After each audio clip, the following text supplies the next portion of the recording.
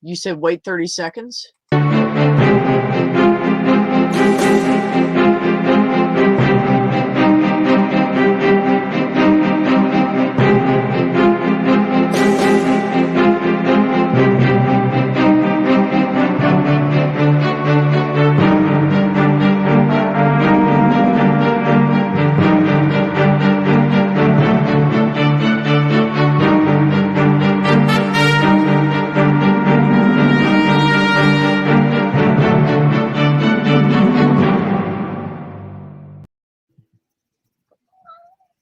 Hi!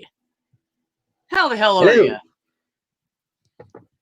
I am doing pretty good. Are you? I have just kind of vibing, debating, do I go for booze at the moment or do I wait? Because while it's 1:30 in the morning at the moment where I am, my sleep schedule's so fucked it's equivalently about lunchtime. Oh, okay. Yeah, that's pretty fucked up. So what you're telling me is basically you're 12 hours behind where you should be, or you're ahead by 12. Let's go say it's ahead, Sam. Sounds more positive. Yeah, you're ahead of everything else by 12 hours. See, I was roughly on Texas time, but then I had a nap during the day. Aw. Thanks, B. Thanks, Ox. Rachel, I agree. I really like the music that I put in that intro, and the reason I did it, it reminded me of the music in House of Cards. If anybody's watched House of Cards, that's some of the music they use somewhere in that, and it might be in the intro or something. I don't remember, but I heard that. I was looking for free music because I'm cheap. I was looking for free music, and I was just clicking on all this classical rock stuff, and that came up, and I said, "Man, that is awesome." So that's pretty cool. See, yeah, I like that. I like that sound. I want to try and like grab music and stuff on my channel at some point, but I found this artist who does like fantasy style music, royalty free. There you go, Cadence. Yeah. Sorry, it looks so wimpy. I haven't been to the gym in like 2.5 years. This is what's left over. You're looking significantly better. You're looking significantly better shape than me. No, I'm not. It's just my arms and shoulders. Everybody in my family, every female in my family, all they have to do is go to the gym and just work out for like a month, and they're like, boom. Our arms and shoulders just get huge. And mine are actually I have flab down here right now. I've never had this before. This is new. Last year. I have that's all my flab, that right there. Wait a minute. See, mine is I can pinch really about a quarter inch. Mine is really weird in that I have like a tiny amount of flab, but I have muscle, you just can't see it. Well, you're not built like that, Sam. You would never. You're one of those wiry people. I have a buddy from my last job, and he was always like, "Man, I just can't bulk up." And I said, "Excuse me." I said, "Dude, you're 5'2". Your shoulders are like this wide across compared to mine. Like my shoulders are way wider than his. He's just small framed." I said, "There's nothing you can do you're always going to be wiry." Hi, Purple. Hello. How are you? Okay. Good. They got away from me. It shouldn't be this late yet. Oh, that happens to me at work. I was telling Sam that before we came on the stream. I get so busy at work, and it's not just multitasking, but it's you have to think about each action. Actually think, because it's a doctor's office. You can't flub it, or maybe. It's got to be exact. So you're doing all these things, but it's all the mental stuff you're doing at the same time. And I like it because my day flies by. I feel like I'm done at work in 5 hours. And I work 9 hours. In my last job, I worked 8 and I felt like I was there 10. So it's great. But man, it just fucks me up because I don't know. My days feel off because I don't feel like I should be out of work yet. Yeah, for me, it's just been the matter of it's been all small tasks today. So when you're doing everything in 15-minute increments, you don't realize it adds up to a couple hours. Fair enough. I think that for me, all of the work I've had up to now has really disagreed with me because, like, I turned 18 in the pandemic, so all of the jobs I've had have been pre-pandemic before I was 18, and you can't really get any jobs that require any thinking until you're 18. I'm sorry. I had to show that one, Sam. I wasn't trying to ignore you or interrupt you. Go Oh, I ahead. know. I know. It's just like I can't help it. I just love everybody, and we have such a great community. And these people they just fucking crack me up. Like Theo, I think it was Theo or Ox or somebody said one time, I like watching B read the chat because I'm like, I look over and then I'm like, and you guys are talking about something serious, and I'm over here cracking up. Yeah. And I'm like, I don't know. I look back at the screen and I go. For people kind of in the chat, in terms of like general proportions, it's like this, but like I am like 5'10", which kind of throws some people. But also, I'm quite excited. I've got a new leather jacket, and it's a little bit more form-fitting than the other one, so it makes me look a little bit thinner and taller. Because you need to look thinner. That's a good idea. Well, it's useful on my fem days. Okay. What it results in is me wearing that jacket and then my 5-inch platforms. And I walk around and I think I might be slightly intimidating, unfortunately. It's like I don't intend to be intimidating, but yeah.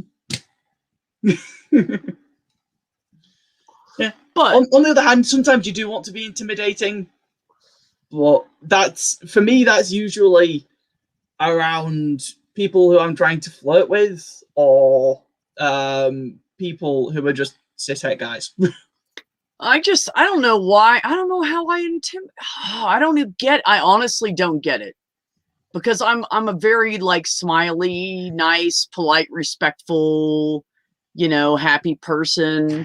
And so I don't know why people say I intimidate them. I just don't get it. I think I'm a pretty laid back, I don't think of you as intimidating at all. You.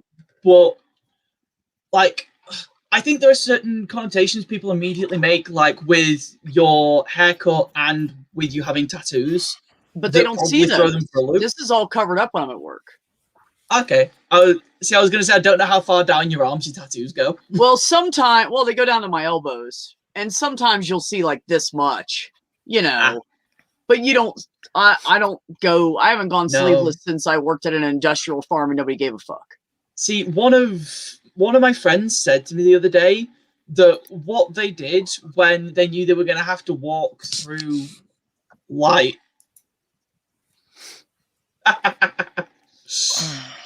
Rachel and I, now that I'm single, I can say this. Rachel and I have flirted for like a year now. How long has it been, Rachel? I don't know. We've been flirting for a long time with each other. And she like disappeared for a while and was off doing her own thing. And then she reappeared. And I'm glad to see her. And you should definitely email me. And yeah, we'll talk. So anyways, so Purple, what were you doing today? What was keeping you busy? Oh, just main thing was I had to take Sloth Girl to a doctor's appointment, just kind of a consultation before her surgery for them to give us an idea what the healing process was going to be like and all that. But just after that, it's been mostly up in her apartment, was doing a bunch of little things just to make sure everything was clear so she could get through when she couldn't walk real well. And and what's she having done? She'd rather I didn't get into it. So you can DM her if you want to, but no, it's fine. I'm not that nosy. I just it's not like heart surgery. No. Okay, good. Okay. No, but she'll probably be a few weeks that she won't be able to walk properly. Right. So little things like trying to figure out a setup for her computer where she can have a keyboard and mouse in reach of her chair without having to get up. That makes sense. So are you thinking Bluetooth stuff then is going to be useful? Or? Yeah, just on the cheap, I've got the cables, and so we'll just go with the old cables. That makes sense. But mostly just a matter of having a place to set everything when she's not using it, that she can reach it without stretching. Thank you, Tria. That was very sweet. I appreciate that. Yeah, no, you definitely have to set up for stuff like that. I didn't realize what was going to happen to me when they went to take my kidney out, because they said, oh, it's just gonna be like a 2-hour surgery, and it turned into 6. And when I came home, like, that futon was my best friend, and a lot of pillows. Pillows are key, especially when your sides cut open, because I had to find a way. I can't sleep on my back. I can fall asleep on my back, but I don't stay there very long. And so I'm a side sleeper. So I had to prop pillows around me to hold me up without making my body twist like this, without anything touching my entire side from my belly button to my back. I had to lay them like this and put one here and kind of, it's crazy. I would really struggle with trying not to do that sort of stuff, because I always sleep basically in the fetal position, but also wrapped around my duvet, because I just hold on. What the hell? What happened? What? I don't know. What Never just all of a sudden said she's leaving. Did I miss something in the chat? I mean, she said I was understanding. Well, thank you for that, Never. I did not see that. Did something else happen? I don't know what happened. Don't leave. You know I love you. I love all you guys. Yeah, no, I don't get what that was about. No, I don't know. Anyways, go ahead. I'm sorry.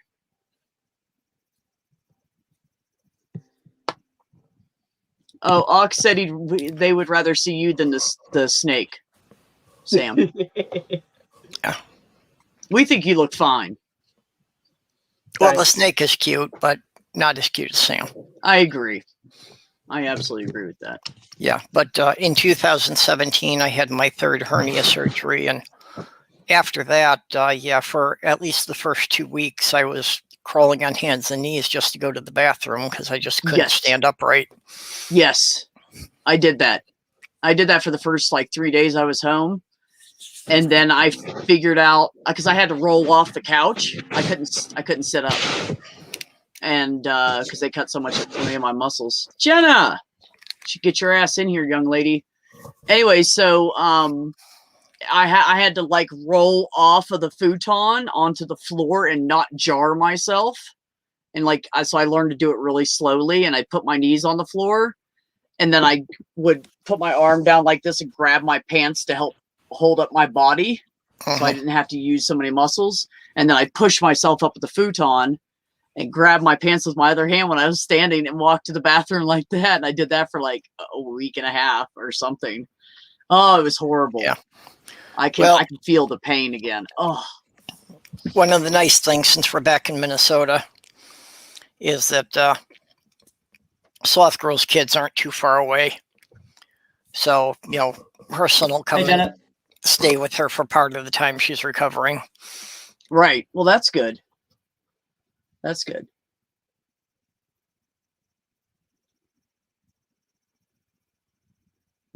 Jenna's just about to drive home. Well, we'll be on for hours. We always are. Look, I'm really pressuring her.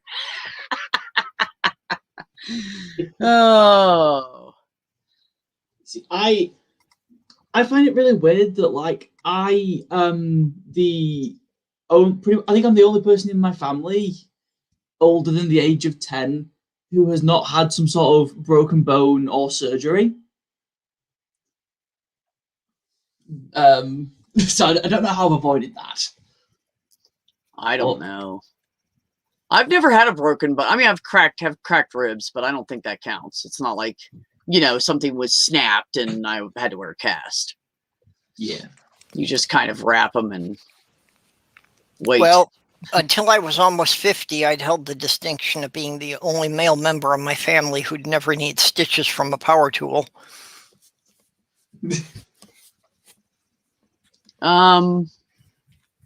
So today in history, Navy Commander Alan Bartlett Shepard Jr. is launching into space aboard the Freedom 7 space capsule, becoming the first American astronaut to travel into space. And that was in 1961. 1961. Yes. Yes, Jenna, it is because I love you. You remember, before you were born, kids. Yeah. Where's... It says Randolph's here, but I don't see Randolph. Yeah, I see Harmonica Man. It's about the 4th comment up on the YouTube chat. 2 speeds, slow and stop. Yes. Yes, very slow and stop. It is the truth.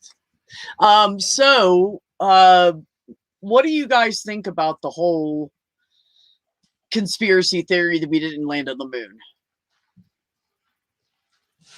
You guys believe in the moon? Huh?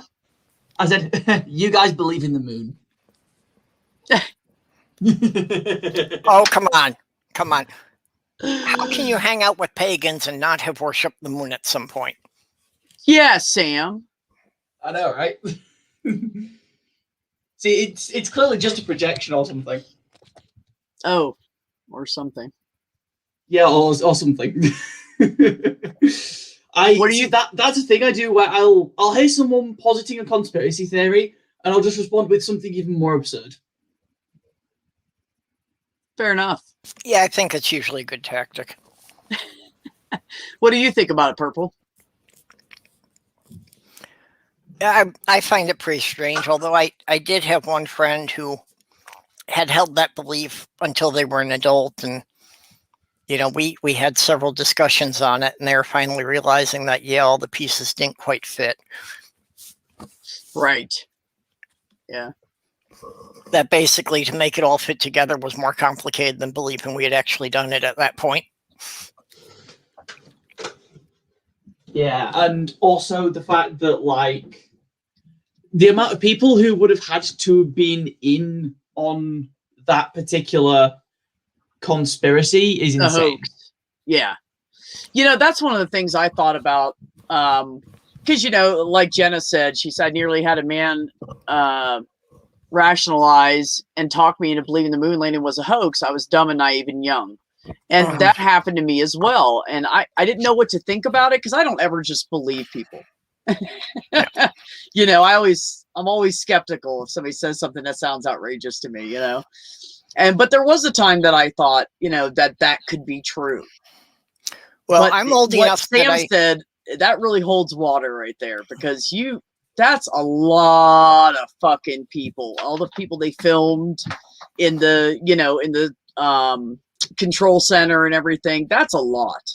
Yeah. See, the thing is that there's actually a chart been kind of drawn out, like graphed up, of generally speaking, how long it's going to take a conspiracy theory to get out, relative to the amount of people who know about it. Yeah. Right.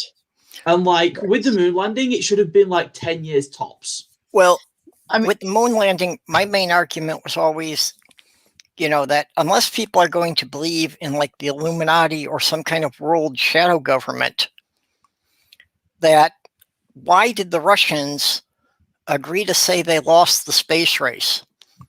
Wouldn't the Russians or the Chinese have loved to embarrass the US by exposing it?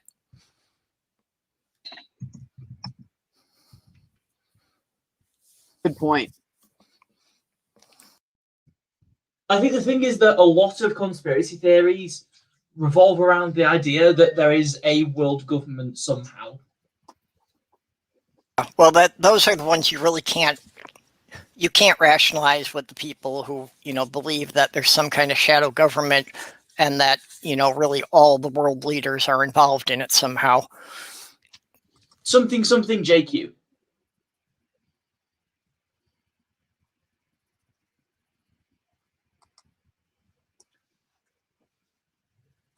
What does this say? I'm starting to think they are stating so much history as a hoax to take the focus off of the current bullshit that can't be hidden because of the news crews.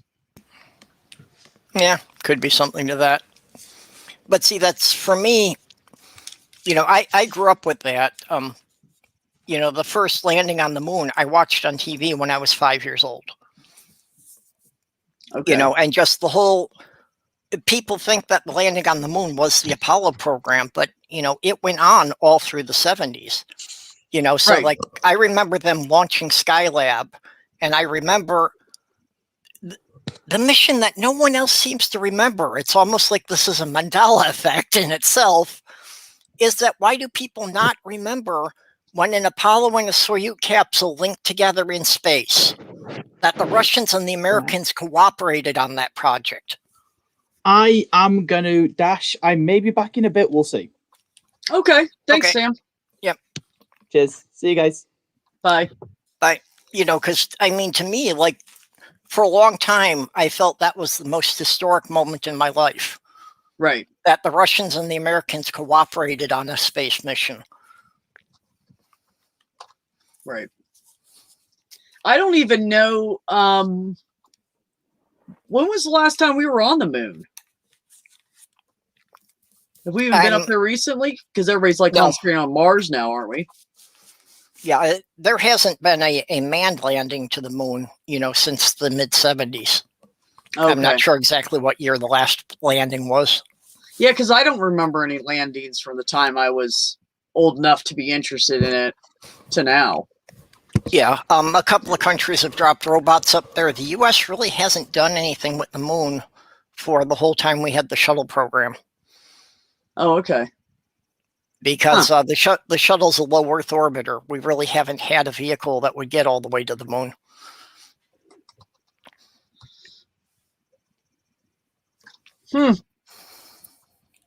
You have the handbook. That's interesting. That is interesting. Well, the other argument I will dispel is the Freemasons are a myth. My uncle is a bricklayer. They all demand union wage. Yep. No, I've met people that are in the union. Absolutely. Absolutely. Yeah, it's crazy with the whole space program, how far we've come. Yeah. Although I have to admit, I really thought we'd be farther by this time. Well, really everyone by 2020 we would have been. Yeah. Huh? Yeah, everyone was, because, look at all the TV shows from the 70s and 80s. We're saying that by the year 2000 or by the year 2020, we were going to have a colony on Mars. That's true. You're right. It's probably like some subconscious shit going on there. I wouldn't doubt it. Yeah. When the Jetsons premiered, Joseph Hanna said that it was set in the year 2015. Oh, really? Huh. I'll be damned. I never knew what year it was set in. I think it was just like one off-the-cuff interview comment. I think was the only time they actually gave a specific date for it. Yeah, but you're right, too, because we had Star Trek and Star Wars and blah, blah, blah. We had all this entertainment going on that showed us, oh, look, people are living in space. And we all thought, oh, that's going to happen. We have to have a geek here who can translate star dates. When was the first episode of the original Star Trek supposed to have taken place? I don't know. I think that one's still a bit off. I think they did make that one like 2200 or something. Yeah, probably. If anybody knows that, tell us. Although actually, Google it for me. I'm lazy.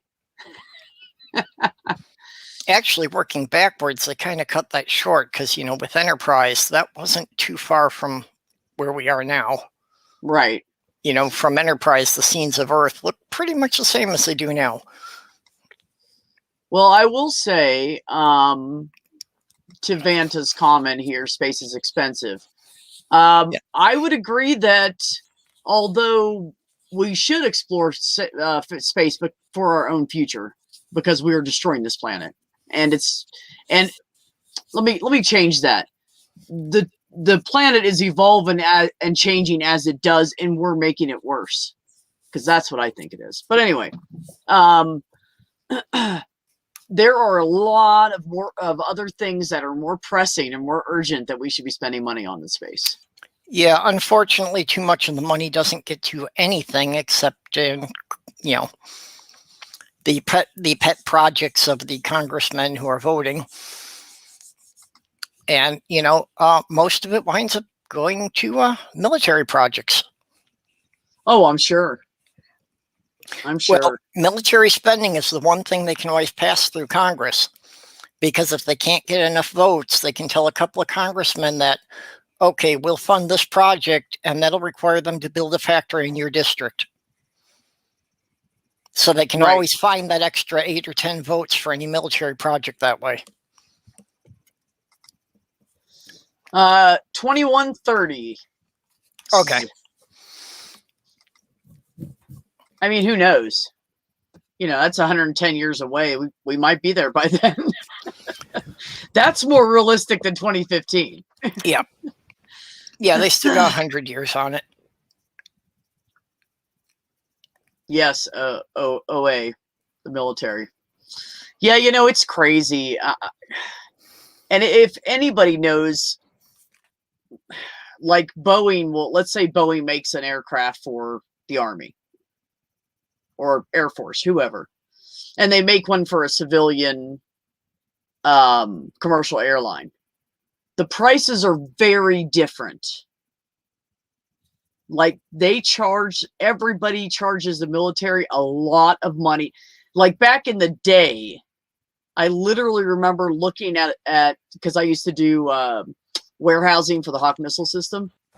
So we had to order stuff and write down how many we needed, and then we had to type it into the computer, and it was really slow. This was like 1991, I think.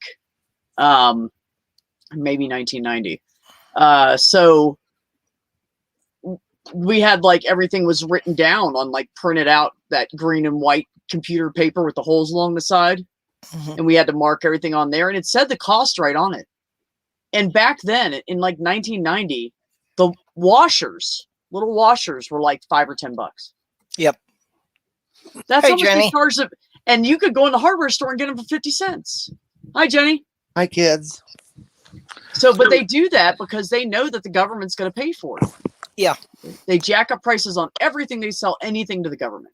Well, and guess who pays for it? Dun, dun, dun. You do, because the other thing so is wealthy.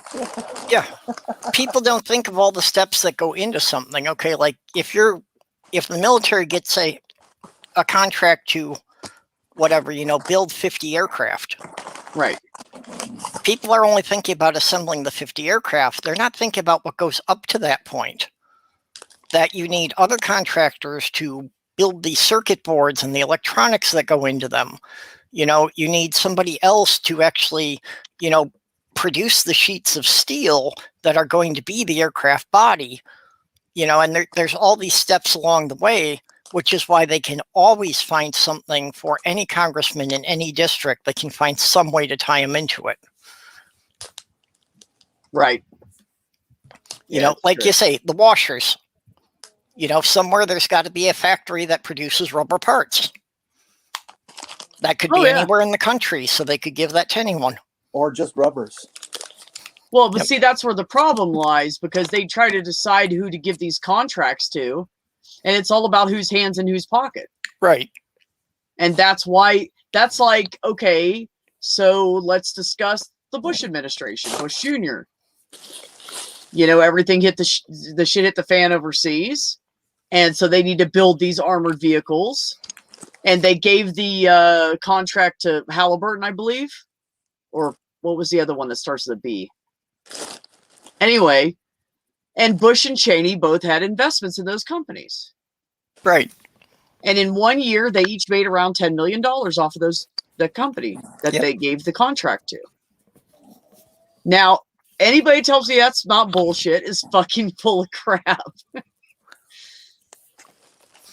Full of shit. The funny thing is, it tends to be the people who will buy into all sorts of conspiracies who will deny that stuff. Yep. Absolutely. But it happens all the time. It's just like if a mayor needs something done for the city. You think he's going to call Joe Schmo down the street that he doesn't know and give a little guy a job? No.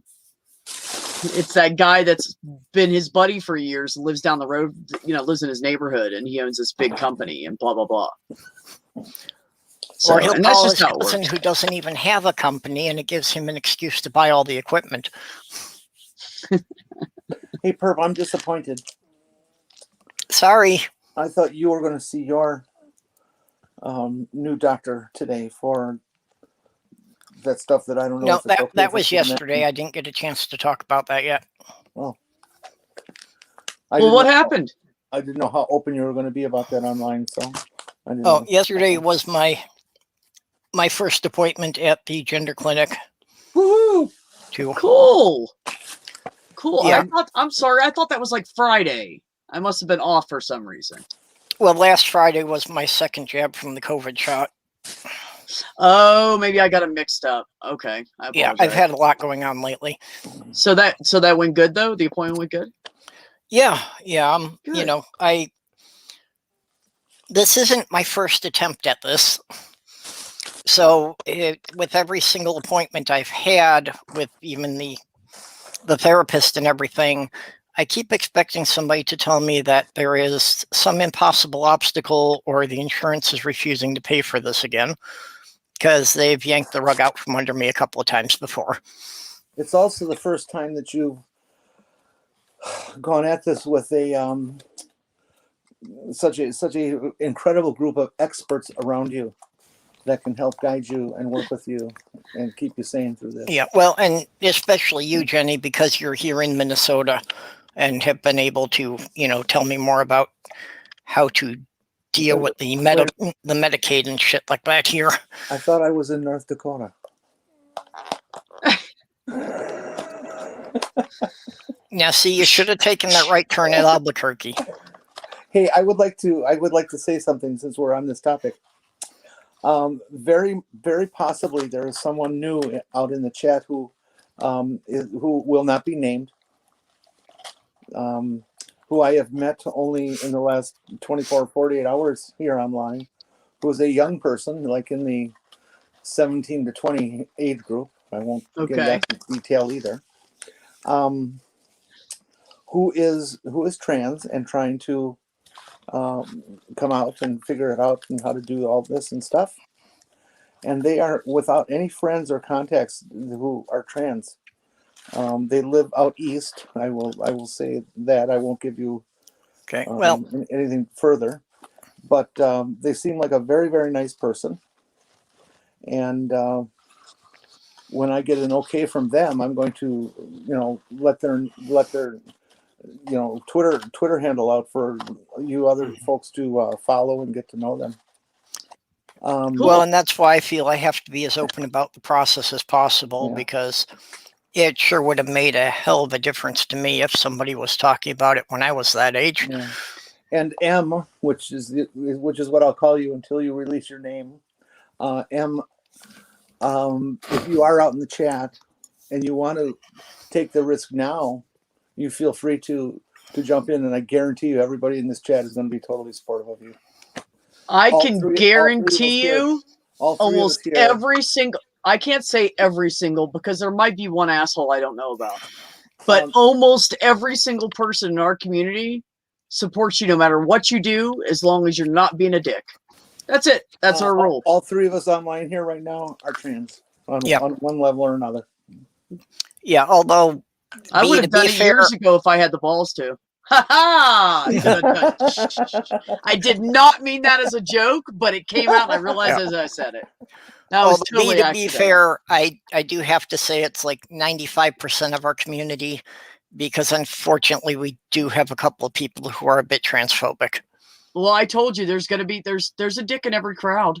Yep. It's just the way it is. Or there's someone uneducated in every crowd. Well, I hope that happens too. That you're listening and already going, I feel more comfortable. So. Okay. Harmonica says, it's our reptilian overlords doing all the crap, to which I have to remind people, hashtag not all saurians. We ceratopsians are here trying to form an alliance to protect both our plants from the Tyrannosaurs. You know what? I am judgmental against all people that are phobic of anything that's not like a spider. If you're phobic about some other person, you got your own issues you need to dig through. Because I'm going to tell you, I'm going to tell you something that I've only said like one other time. I'm going to tell you guys a story. Before I came out, I was so afraid of being associated with other lesbians because I was afraid somebody would find out I am, that I pushed them away. Oh my God, what the fuck? I did it. Because I was scared shitless because I was in an area full of fucking KKK. That's what was there. Well, where I grew up. And so I left that area and I thought everybody's like that. So I did it for years. Until like 90, 95, 96, maybe like 8 years after I left high school, I finally started going, who cares to people? Who cares if she's this? Who cares if he's that, And I would act like I just didn't give a shit about it to separate myself without picking on them, So yeah, I did it. I was scared shitless. I was afraid my family was going to reject me. And they already had enough to hate me for, and I didn't want to add to the pile. And I was afraid that, people would harass me and bug me, which they did after I came out. I got harassed a lot. But there is that stereotype about homophobes being closeted gays. That's what I'm saying. And while I I don't know if it's true in general, but there definitely are people like that. I'm sorry, Jenny, I was talking over you. I just said that it's only a stereotype because it's so often true. Well, and that's the thing that, stereotypes about groups of people are usually wrong, but they usually started because there were at least a few people like that. On Jers said, I would like to know who the transphobic people are in our community. Call them out. They've been getting called out on Twitter. Good. Fuck them, because they don't have any right to judge anybody. The atheist community? Yeah, atheist, skeptic, whole overlap group. We've always known they're here. There. Not like they matter. Ox, I'm not phobic. I'm just old and uninformed. Thank you, Ox. Yeah, and that's why I love him, because he'll admit that he'll just tell you, I don't know, or whatever. Yeah, Thank you, but Ox. You're willing to listen and learn, and that's the difference. Damn straight. No, damn not straight. Sorry, never mind.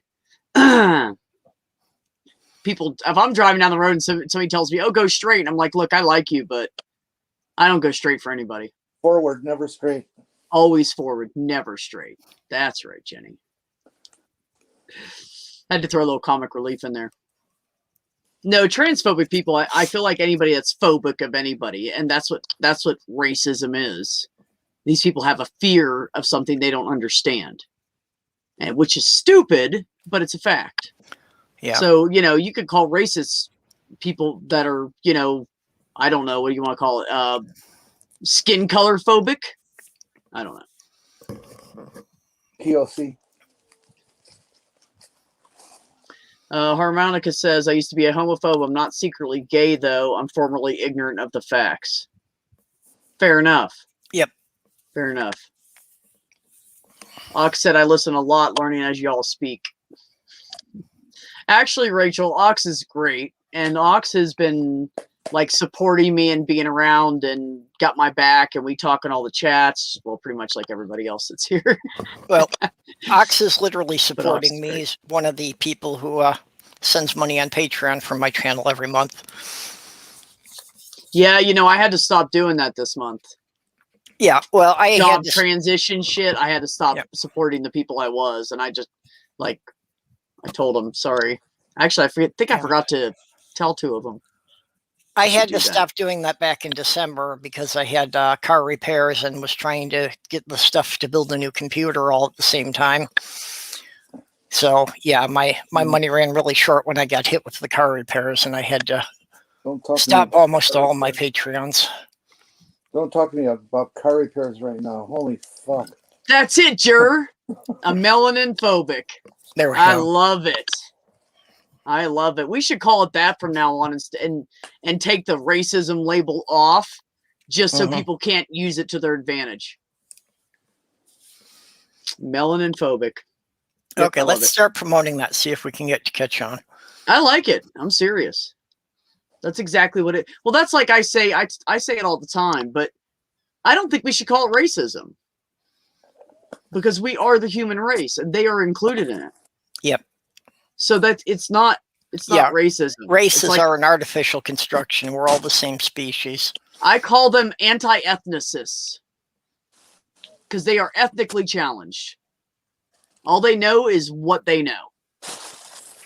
So I call them anti-ethnicists. I call them goddamn hating pricks. Okay, that's my formal name, not the informal name. My informal name is dumb fucks. But that's Okay. not the point, Jenny. And Candace said, "Oh, you're straight. That's still possible." And- Yes. Well, I used to think that everybody was somewhere by, but I've met a few people, so I do think it is a bell curve, that there is a small percentage that is 100% straight and small percentage that's 100% gay, and the rest of it's somewhere in the middle, probably, but most of it closer to the middle than most people want to admit. There are some men who you meet and they are so far from being gay, it would just never be possible for them. Who the hell is Affleck? Did I miss something? I don't know where that came from. Affleck. Affleck. Yeah, but that's Affleck. I have met a couple of men who I can believe would never in any circumstances be sexually aroused by a woman. Oh, Wait a minute. Say that again. I have met a couple of men who I believe could not be sexually aroused by a woman in any circumstance. So, Oh yeah. Oh my God! Wait a minute! Wait a minute! Wait a minute! Affleck. He's alive! hey, Randolph. Hey, how's it going? What And happened? he's indoors this time. Yeah, you put in the private chat something, and I was over on another tab, and I came back, and you were gone. Did you just like? I had to disappear for a bit. I'm sorry. You So, know family what? stuff. Thank God you're Canadian and apologize. I forgive you. No, I'm kidding. I normally like to let people know. How are you doing? No, it's good. I'm glad you came. How are you? Good. How are you, Jenny? I'm all right. How are you, Purple? Doing pretty good. Well, that's good. Affleck. I motivated my exercise machine and cardio rehab today. 2 miles. Oh, excellent. I did 1.5 miles last time and 1 mile before that, and now I'm up to 2 miles already. That's better than what I'm doing. I used my treadmill last month twice, but right now it has a bunch of stuff stored on it. Once I get That's back what to happens with treadmills. They become like something to put your clothes on and your jacket. You can stick your shoes up on there because you're not walking on that space anyway. We're doing a lot of spring cleaning. Yeah, so. but save those electric motors in them because they make great generators. Yeah. Oh, harmonica. Hey, Affleck, how do you feel about being goosed? You know what? Rachel, reach over there and smack Randy for me. Thanks. Appreciate it. Anyways, so we were talking about a lot of shit. We were talking about transphobic people in our community and how someone in our community is afraid to come out as trans, and we were saying we would support them no matter what. I was just listening to Shannon Q. I wouldn't say that they're afraid. They just don't know what to do. Oh, okay. They don't know anybody, treatment professionals, other trans people, anything in their community, nothing. So they just have no idea what to do. I don't think it's that much as a fear as just ignorance and needing to learn. Yeah. I'm sorry. I'm laughing at Ox. It says Jenny can't see the comments. Treadmill is good for walking the dog too. Okay, give Randall a chance to talk. I was just listening to Shannon Q debating with Darth Dawkins on Modern Day Debate from a while ago. I was just listening to it this morning, and there's a point in there where Darth Dawkins expresses his anti-trans attitude about people. So, yeah, it's... Well, fuck him. Oh, I'm so shocked about that. Yeah, well, he thinks he's got God on his side, but it's like, this is ridiculous. It's God didn't ever said nothing about no damn trans people. It's a fact. Actually, there's a part in the Bible that it says, we're going to bring this woman with us. And they're like, but can she get into heaven? Because she's not a man. And he says, we'll just make her into a man so she can come in. So you tell me, pro-trans. You tell me where that says that it's against trans. You're going to transform. Sounds like God's into trans. You're going to transform that woman. If you find that Bible verse for me, I'm going to, next time I'm debating with Darth Dawkins, I'm going to raise it. Shit. I'll look into it. I'll look into it. Whenever. Remind me. DM me on Twitter and remind me because I'm ADD. I'll forget. Okay. All right. I'll look for it. I love these Bible search engines that are out there. You can type in just a few words and they'll whip out the phrase and chapter and verse and all that crap for you. That's exactly how I'm going to look for it. That's exactly how I'm going to look for it. I remember it was a short thing that only had like, what do they call them, paragraphs or whatever, the numbers. I don't fucking know. Anyways, I don't read the Bible. It only had like 40 or 60 things in it or something, and it was like number 25, so it shouldn't be too, it's short, so it should be easier to find. Yes, Ox, please look for me. And I don't remember the woman's name. I'll be right back. Okay, Jenny. It could have been like a Margaret or a Mary or something. I also find it interesting. The Bible is sexist toward men because it says, at least toward gay men, because a man cannot lie with another man, but it doesn't say about women lying with other women. So you're right, it doesn't. Mind you. And if you ask my brother, he'd tell you that's a metaphor. Him and I had a long discussion about that because I said, I got a problem. And he's like, what? I said, I have a problem with the fact that you worship a God that doesn't want to let me in heaven. Like, how can you do that and then love me the way you love me? Mm-hmm. And so he said, well, who said you're not allowed in heaven? I said, every Christian. And he said, everybody's going to heaven. And I said, everybody. And he said, everybody. He said, I don't care if they're rapists or murderers or whatever, as long as they didn't truly believe in God and then deny it to hide it and blaspheme in that way, that everybody's going. I said, I don't want rapists in heaven. And he said, but you got to think about this. Do you think people are going to like go to heaven and realize it's real and like go into heaven and not go, holy fuck, I need to be different? He said, I'm telling you, that's the point of all the shit's going to hit the fan. You go into heaven and you're not going to be that person anymore. And all of this is just to teach us to be empathetic and sympathetic. And that's what he says. So I don't know. So if going to hell, you're going to be tortured. But if you go to heaven, what's up, Kevin? If you're going to heaven and who you are changes, then, to me, I think I'd rather go to hell and still be myself. No. I'm not saying that. I'm not saying you're not going to be changed as a person, changed as in, oh, now here he shows up. It's changed as in you're a better person. You're not going to, like a rapist wouldn't be a rapist anymore. But shouldn't that be up to me to make that decision for myself? Well, if you walk into it. I don't want that. I mean, you go into heaven, it's your choice to go.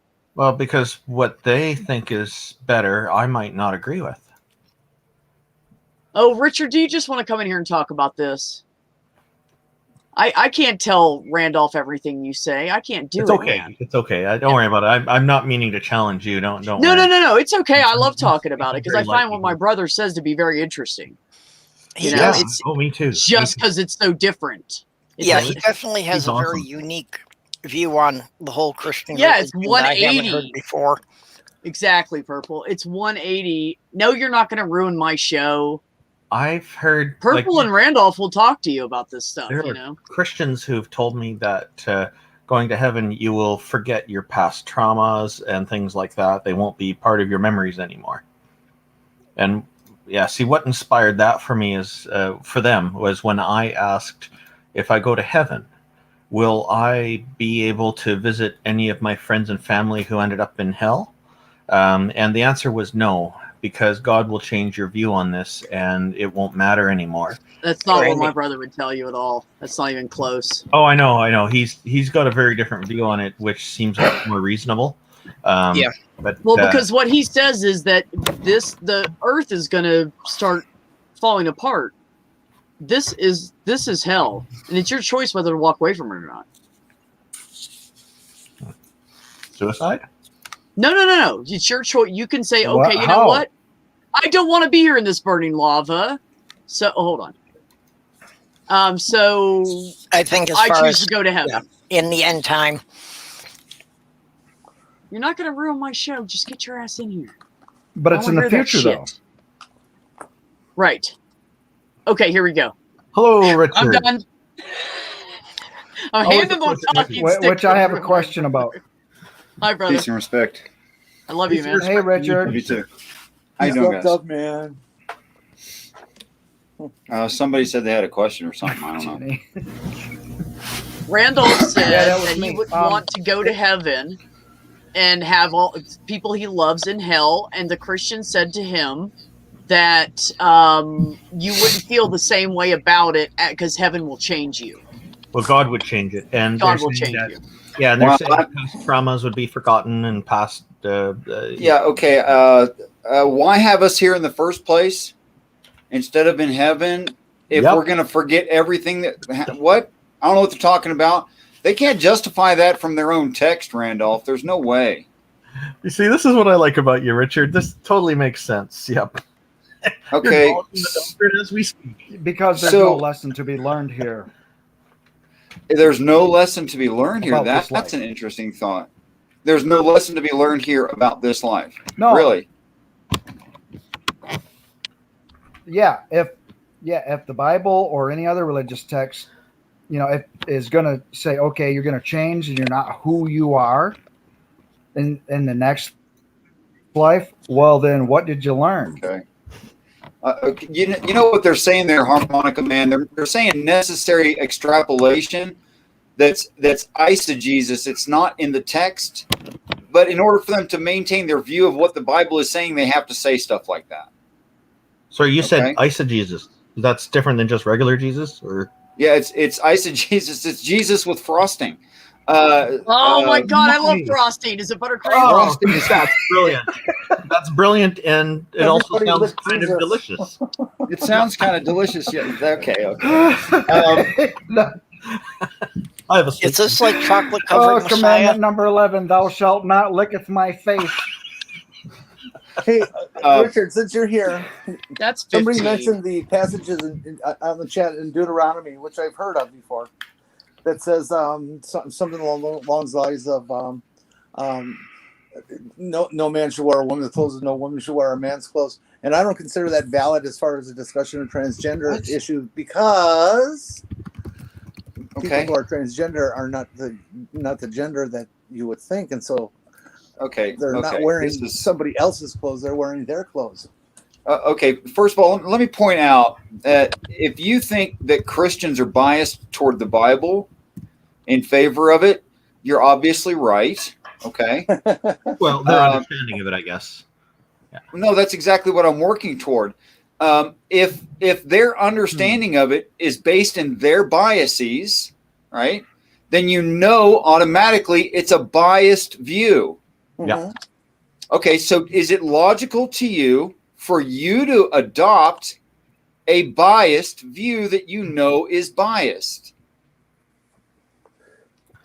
Well, see, I don't even know if No. If Okay, let's go with no on that since nobody wants to If you know ahead answer. of time. I know a Christian Richard, who would I'm ask, trying is to it answer. logical? I'm trying to answer. Is it plausible? Is it I- possible? Wait. Randolph, let Jenny go first. She Oh, started. sorry. I That's don't. okay. I don't even know that passage has been translated correctly. It reads like something very convenient to me. Can we talk about? Never mind the convenience. Look, there's nothing more mundane amongst human beings than sex.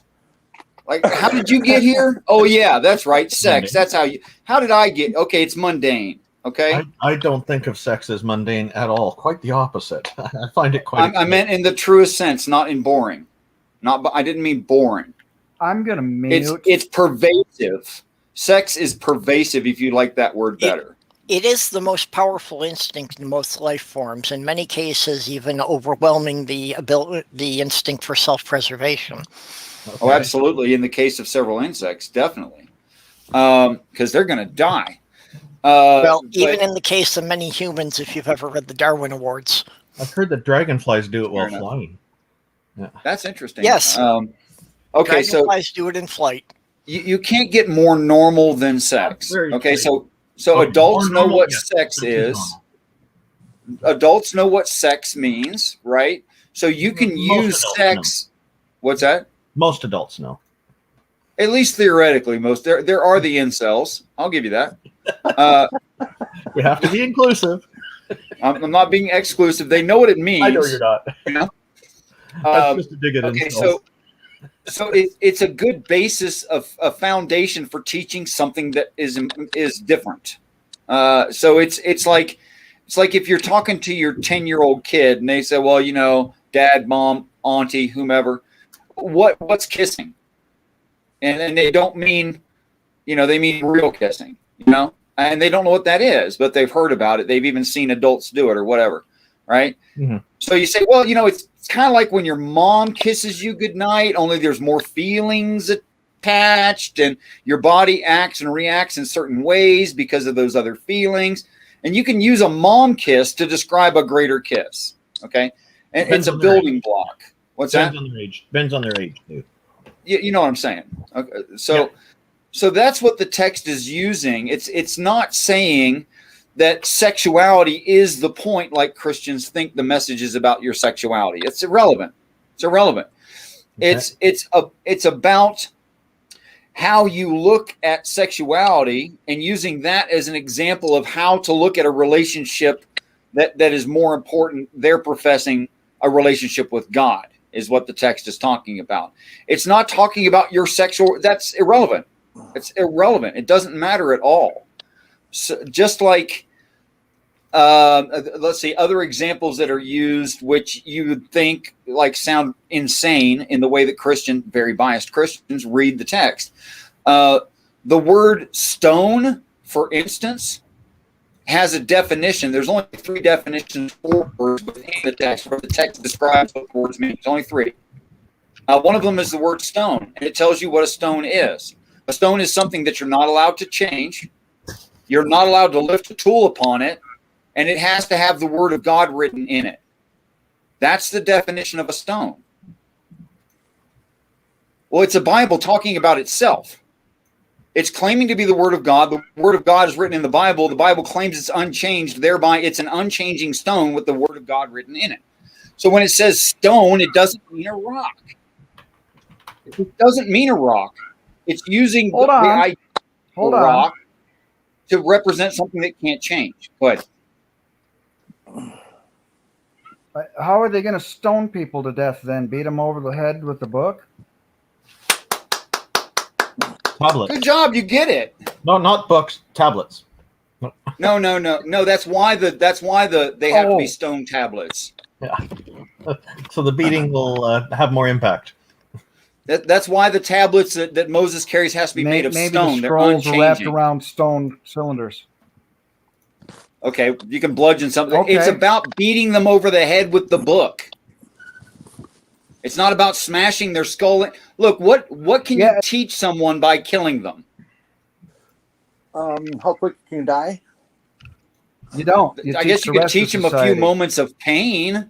That's not correction. That doesn't That's not fix teaching. anything in the person. It just ends their life. Yeah, it ends it painfully. It's not teaching.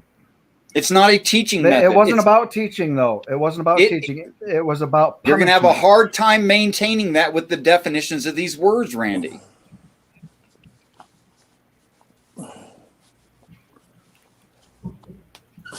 I don't know. I haven't read it in Okay, well, I'll years. tell you what, Randy. You tell me. You tell me how to put the word of God in a rock without changing it, without lifting a tool upon it. You tell me. I'll wait.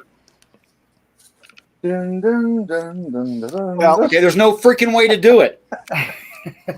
Cover it with paper and let it burn in the sun, but I don't think I can change it. I think I what don't think Randy that- was, Yeah, that was is saying there. irrelevant to the statement that I made. That's Yeah. irrelevant to the statement What's I the made. statement you Other made? scriptures are talking about people sinning or blaspheming or anything else get stoned to death. And even the story of Jesus, Okay. comes out there and says, "Ye have, So- whatever so hasn't as- sinned or whatever, as cast far the as first you stone." know, So everybody's Too many sinned, topics. obviously. Too many topics. Let's just do the next one you said. Okay. You said death. Yes. You so said we're stoned talking to about death. the whole Bible. Yeah.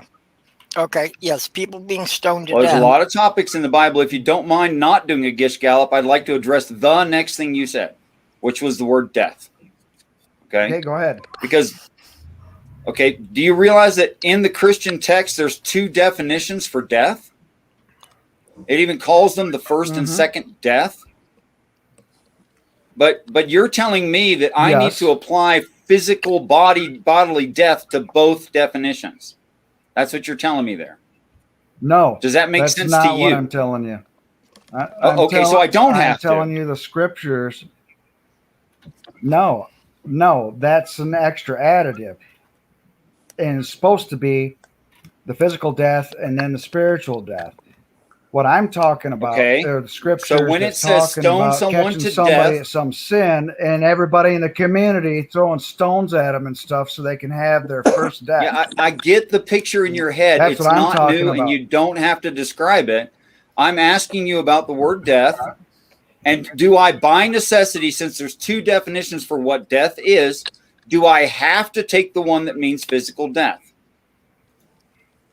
Okay. Well, how do you interpret it then as a spiritual death there? Actually, there's no spiritual death. That's a Christian view. I don't know where Randy got it. You can't justify it in the Bible. Okay. Then what's the other definition of death you would apply there? Okay. A death of the old man, death of an idea, repentance. You know all those ideas. The death of the old person, the new person is born again, all that. Oh, I see what you're saying. Okay. Okay, so like you so that reinvent yourself. yeah, right, reinventing yourself, right? Yeah. Accepting new information and changing your mind about something. Yeah, I forgot to tell you that Randy's Disclaimer. on like a 6 to 8 second delay. That's So okay. he's never trying to interrupt you. He's very polite. He's just that he can't help it. He doesn't know when somebody's going to talk. So just so you know. No, I'm trying to work with it. I thank you, Beth. Okay. Okay, so since the only and the Christians can't look, if there's a first death of a misunderstanding, right? Changing your mind, that's a kind of death. And then there's the second death of flesh, right? And then apparently in the text, a spirit lives forever, whether it goes to heaven or hell, right? There's no death of a spirit. They made that crap up. It's just not in the text. Yeah, see, and this is just what I was told when I was a kid. So it was explained to me that you have your physical death, and then if you're not up to par or whatever, you have your spiritual death too, and you're just eviscerated, gone forever, which I never understood because you're supposed to be in hell forever according to their narrative. Right. So According to their narrative, they defeat themselves. yeah. So it's very confusing. About, It is, but that's what the because they narrative can't actually read. is, because everybody believes in a little bit different. Well, that's why Yeah, I try to stick with what's neither can I. consistent throughout I the mean, work. Yeah, I'm illegitimate. Mom said that is because I can't read. That's not the same word, boss. That's illiterate. But yeah, I'm sure you knew that. But I'll play along, sure. Okay, so you can't simultaneously say that going to hell and being in hell forever is spiritual death. That makes no sense. Okay? But the reason that they have to justify it that way is because they don't know what the lake of fire is. Because, again, they didn't read other parts of the text and put it together properly, where the text says removal of the oceans and the crust collapse, and you have a lake of fire. But that's not hell. And they're confusing the lake of fire and hell. So now you have the second death, which is the death of spirit, because they think it's in hell. So why do so many people, so many Christians misunderstand this stuff? Didn't bother to ask God? I don't know. Well, and to Because be they fair, got 2,000 years of being told don't question what I'm saying.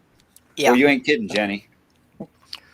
most of the Christians' ideas of hell are not in the Yeah. Bible at all. The majority of that comes from Dante's Inferno. Dante's Inferno, that's right. Yep.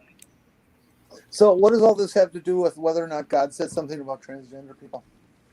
Well, it has everything to do with it because there's all these expressions that have a deeper meaning using common terms. It's just littered with those things. Well, let's take Okay. a look at that passage in Deuteronomy. Go ahead. Well, I don't have it in front of me. I kind of figured you'd know it and have it. Oh, my Sorry, brain I doesn't do sidetracked you all. numbers. Sorry. Someone in the chat who posted that, I forget who it was. I'm sorry. What verse, chapter and verse are we looking at? Well, and people have to take into consideration, of course, the time the Bible was written, pretty much anyone outside the priesthood was probably illiterate. So the idea of the Bible was to try and explain all this stuff about spirituality to an illiterate, uneducated population. So much of it has to be broken down as to how would you explain this to a child. That's not unfair. That's pretty fair to say something like that. Yeah. I'm not agreeing that that's the intent of the work. I don't see that as the intent of the work. But it's definitely a very forgiving way to look at it. Definitely. So I don't know which one you were talking about, Jenny, if anybody wanted to bring that Is this up. what you're talking about, Jenny? A woman shall not wear a man's clothing, nor shall a man put on a woman's clothing, for whoever does these things is an abomination to the Lord your God. Yep, that's the one. Okay. I'm not certain how robes are differentiated in those years, and I don't think it can be talking about those years. That doesn't really make sense. I guess They didn't have men the and women fashion had sense different back shawls or something. Yeah, fashion was pretty non-defined back then, wasn't it? It's not like they had, couture and Gabbana or whatever. It would be really hard to do Cosmopolitan on a fresh stone every month. It would be really tough.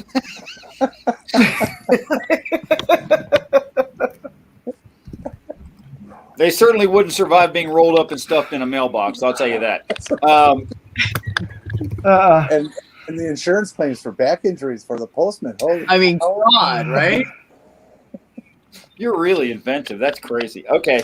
I was just thinking that the mailbox would keep falling off the post from the weight of it. You just make that's where the pyramid come from, is they had to make stronger mailboxes. So they just started making the post wider and wider and wider. Eventually, anyway. It turned into a tomb. No, eventually it was just a solid pyramid-shaped rock. That's what you put your mail on. Well, apparently they were worried about My confusing gay friend the told me mailbox. mailbox. Hey, Junie. I'm sorry. I'm pretty sure, Jenny, that what's being spoken of in the text is, first of all, has to be corrected by the hero of the story. That's a constant theme. You have heard, but I say. You have heard, but I say. So anytime we're talking about the Old Testament, it obviously needs brought into a modern view. Okay. So that's pretty prevalent. So let's just stick with that and say, okay, we've been taught this about the text, and that's a tradition about the text. But what we're really saying in that is human beings are prejudiced and tribal. But we don't really need to say that. We know that. And tradition in something that's not supposed to change ever, it, like you said, it's going to remain very much the same. And only the educated people would have, really have read it. And maybe some other people just heard about it. You know what I'm saying? Mm-hmm. So let's take this into modern terms.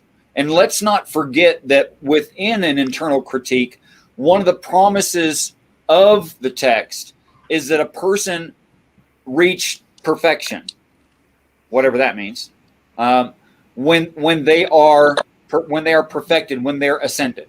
Okay, so first of all, there's no reason to reject someone if you're going to fix all the societal problems, all the prejudice, all the hatred, all the stupidity, all the misunderstandings are going to be fixed.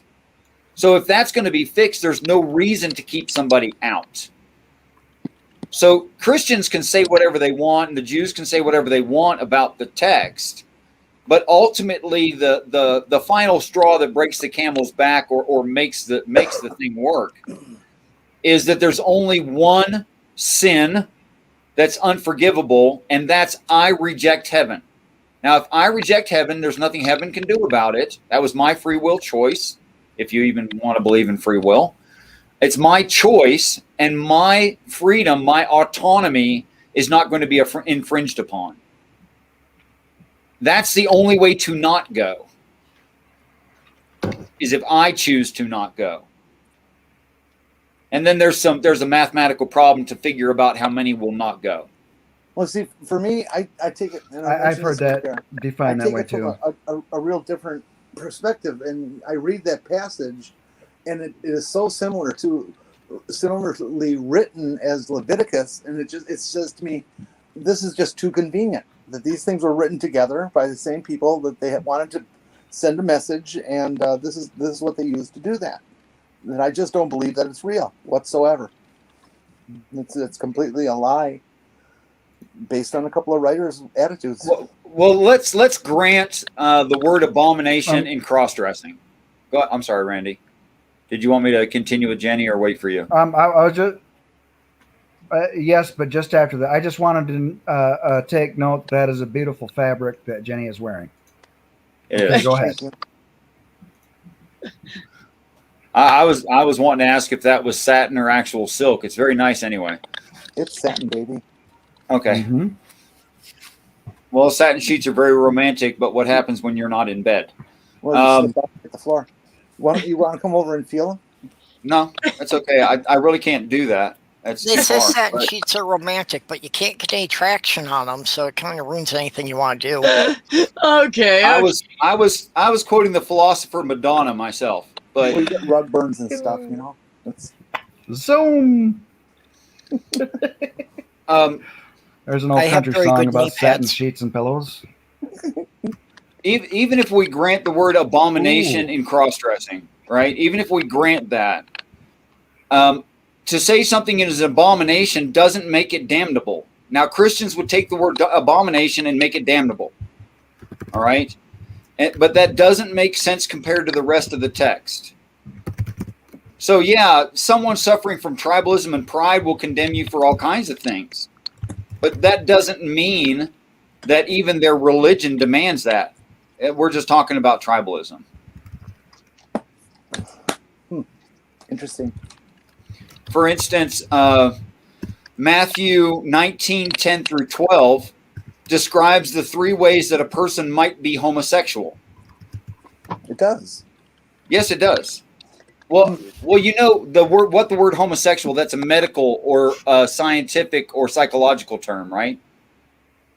Yeah, I'll give it that. Okay. Okay. Do you know when that word was invented?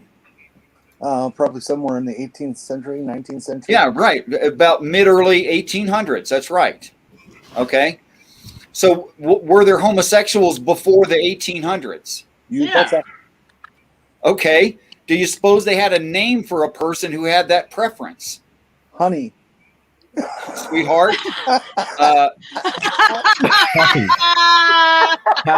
Happy. That was witty. She's quick. I told you. Get her going, man. Okay, obviously these people existed. It's not a new phenomenon in any way. So every peoples of the earth have had a term to describe that preference. In the ancient Near East, it was eunuch. A man who's not a man, wink, wink. You get it? Mm-hmm. Okay. They literally use the word eunuch. Well, that's unique. The word eunuch to It's not define unique, yeah. only as somebody who has Shut had up, Randall. some kind of local chop thing. Yeah, that's Well, that's technically correct, but colloquially, they used eunuch to describe someone who preferred same-sex intercourse. Oh, okay. All right. Okay. This is truly a so then the giggity moment. apostles, it is a giggity moment. So in the text, Jesus is he's trying to be sharpshooted. They're trying to like find a holiness theory, right?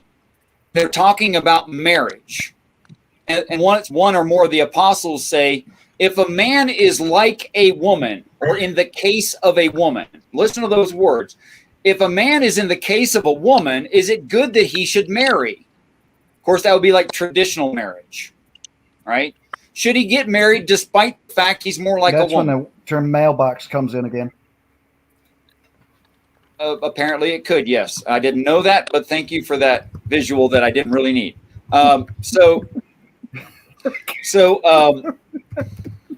Terrible. Thank you. I don't know what to say. Okay, so anyway, moving on then. Sorry. Really quit. Jesus replies, this saying is not for all, but for those who would receive it. Don't you think that's a weird beginning of a statement? It's not for everybody, but it's for those who's going to get it. Okay? And Jenny, I think you're going to get this. It's not for everybody. It's for the people who need to hear it, and they know who they are. And they know who they are, right? Which means I think that you're going to get this as soon as I say it. Some eunuchs are born of the womb. You agree, you disagree. Now, that's not true of eunuchs. But some eunuchs are born of the womb. You agree, you disagree. I agree. Okay, some eunuchs are made eunuchs by others. You agree, you disagree. I agree. Agree. Some eunuchs yet choose to be. You agree, you disagree. Agree. You broke up a little. Say it again. Some eunuchs choose to be eunuchs. You agree, you don't agree. I agree. Okay. But for the kingdom of God's sake, if one can receive the good news, let them. Okay. That's it. That covers it. So being a eunuch is good news. Not what was said. I get your point. I just haven't. I know you get it. How? I know you get it because this saying was made for you. Okay. Interesting. I see. I've always heard Wow. people say that homosexuality is not approached at all in the New Testament. Sure it is. Well, Kevin Chaos in the side chat, is saying what he thought eunuch meant, that they were forced into sexual slavery. And that's pretty much my understanding is it was really something that was forced upon men. I don't remember, any ancient writing that talked about men choosing it. Okay. Now, I'm not saying Kevin has got to be wrong about this, but in the classical sense, a eunuch was someone who came from a nice family, a recognized socially higher family. They selected a child, not their firstborn, to go into service of a king or a priest to guard harem, gold, churches, things like that. The reason they were castrated is because they were going to be around a lot of females. And when you castrate a male, they tend to get bigger and stronger and calmer. This is what they do to oxes, too. by the They way. We do it to Scientific horses. fact. We do it to cattle. Yes. Yep. China did the not same our thing. ox. Not, They had the not palace with thousands of eunuchs. Yep. Ox, don't worry, you're safe. No. Nobody's gonna touch you. Phew, that was a close one. Right. Say that again, Randolph. Oh, in I didn't China, hear him. ancient China, they had the palace with thousands of women in waiting, and they had for the emperor, who didn't even get around to copulating with many of them. They had all the servants were eunuchs. That makes sense, though, right? Thousands. Yeah. Well, and it's also well known. Mhm. The I always get the word wrong. Is it Hijra or Hijra in India? Hejira or something like that. Who's essentially that their culture is equivalent to a eunuch or a gay person or a transvestite or a transsexual, whatever Right. you want to say. And we know of the Two-Spirit people, Native American.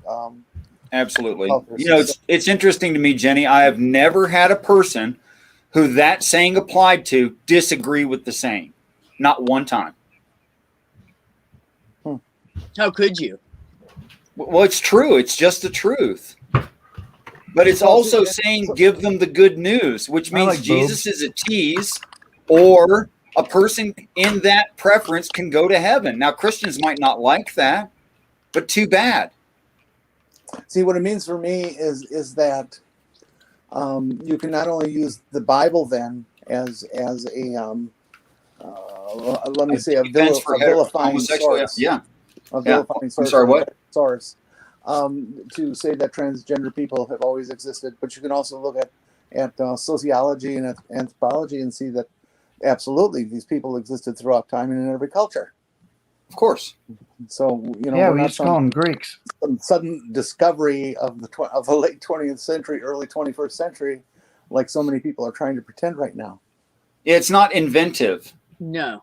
It's a Not- naturalistic preference. Right. That's all. No. Well, here's the thing. What I see, it's the oh my God, they're coming after us kind of thing and trying to change us. And what about the children? It's the same narrative that's been going on since infinitum. Yep. It's just under a different Right. guise all the time, but it's been Yep. the same averages of the populace. Yeah, Since the well, let's beginning. say- It's just how we deal with them and what we're afraid of and what the narrative is actually projected to us as politically. That's the Yeah, difference. but all that's fear based, isn't it, Randy? Yes. Well, To answer Aunt Jer's question, they Hi, Jer. it was full castration. They cut off everything. Really, my Oh, understanding stop. was that was just the testicles. No, in China. I'm thinking of China. China, they cut off everything. I've heard of various techniques. I've heard of whacking the whole thing. I've heard of just nuts. I've heard of one culture that would put an incision across the urethra at the base of the penis where it joins the scrotum, and so everything would leak out there, and so they couldn't get it in the vagina to get pregnant. And so lots of different methods. Yep. In China, their standard just cut off everything. Oh, wow. Talk about thorough. the Maya used to Yeah, they didn't mess put around. their penis on Not a coming rock back from that. and put a nail through it, pound a nail through it, so they'd almost pass out and be in spiritual connection with the gods because they're bleeding out their genitals. I Okay. can see where Well, that I would have make no Yeah, an but that's idea true how for they me. figured that text It was out. a blast, guys. Really enjoyed it. He's gonna- I'm sorry. No, Richard, you're a witty guy. I'm surprised you didn't say it was a slice.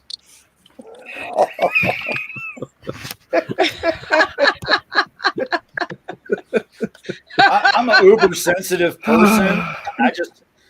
I can't take this. I can't take shaving stories. Yeah. I love you all deeply. I hope you'll think about what I said. Peace and respect to you all. Thanks for letting me on, sis. Love you We know guys. you love brother. us deeply. We know you're not cutting Bye, anything. Richard. Thank you very much. Nice Thank you. speaking again, Richard. Thank you. Oh, what a great guy. It's Yeah, always see, a that's pleasure the talking thing with you. is Did I my do it brother and I are again? we are very empathetic people, and we feel others' pain.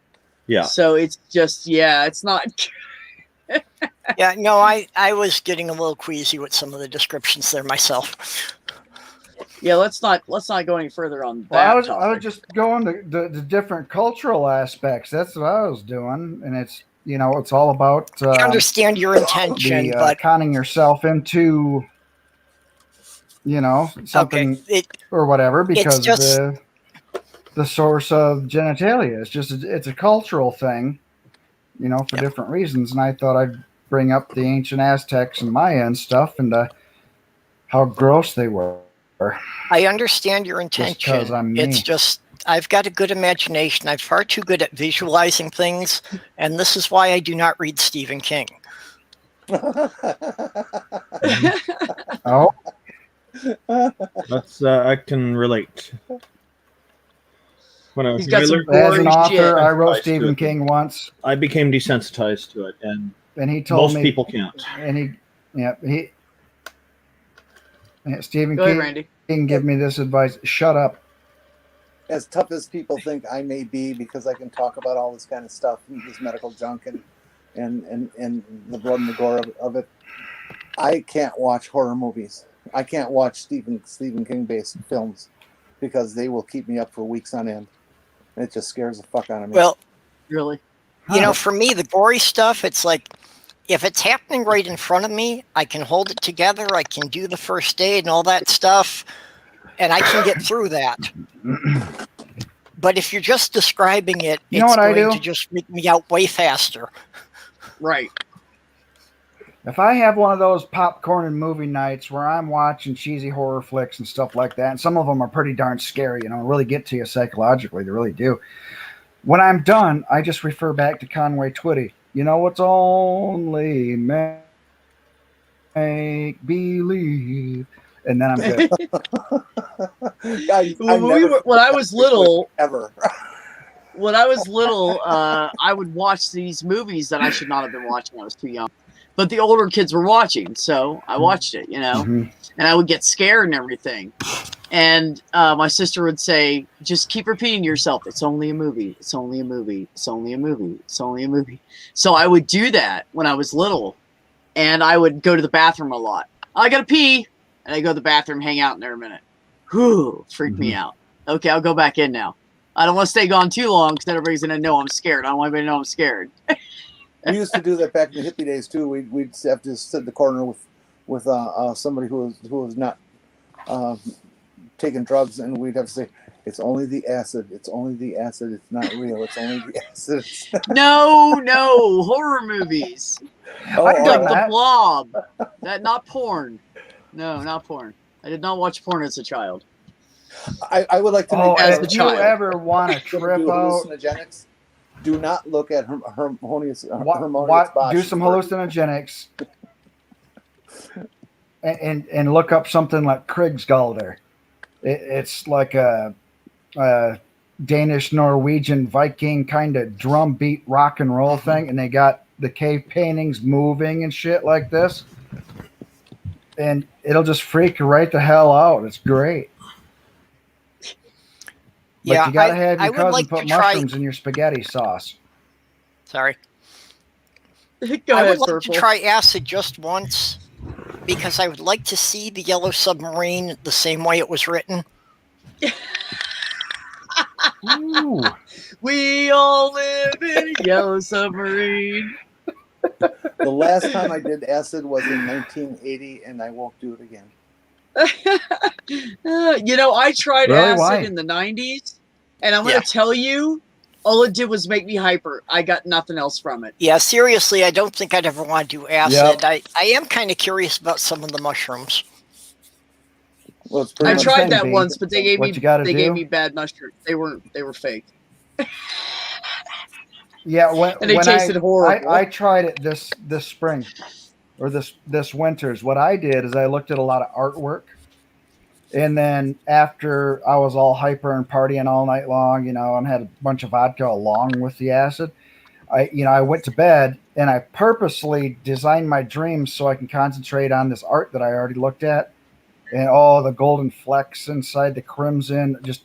And that's when I started seeing the colors and the clarity of it all. My brain just kind of flipped like 4K Ultra, and I was enjoying it. I was half awake and like, yeah, I'm gonna enjoy this. The art I really like. But that's what you got to do. You got to tell yourself to enjoy it. The art I really liked when I was tripping was Dali. Salvador Dali is just a blast to look at his stuff when you're tripping because it moves. Yeah. And fuck, who's that other? Oh yeah, Escher. Escher, of course. That's what I was Gotta look thinking. at- It was You Escher. got to look at Escher drawings that you haven't seen before, because you already are aware of the others.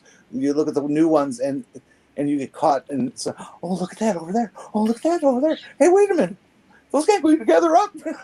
it's a whole different trip. Hint: stay away from Dr. Seuss paintings.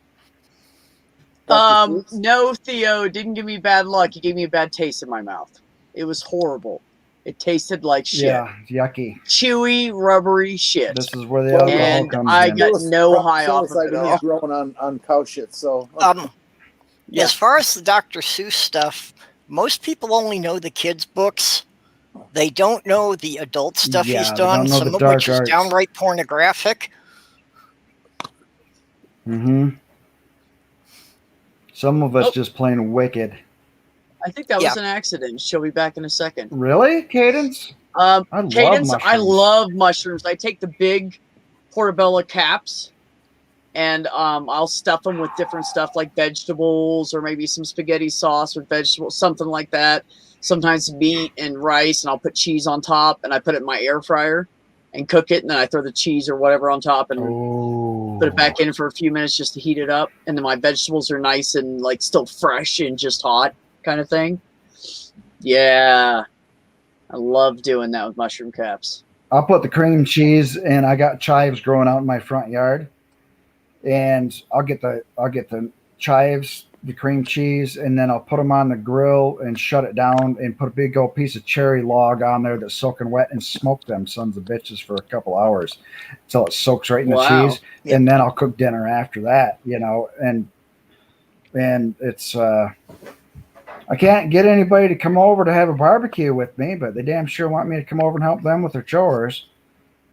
And I'm an excellent cook. I don't know what the hell their problem is, Maybe I tell too many dirty jokes. Who knows? No, not you, Randy. I can't even imagine. No, I couldn't. No. Yeah, and if you're going to have a good steak, you've got to have sauteed mushrooms on it.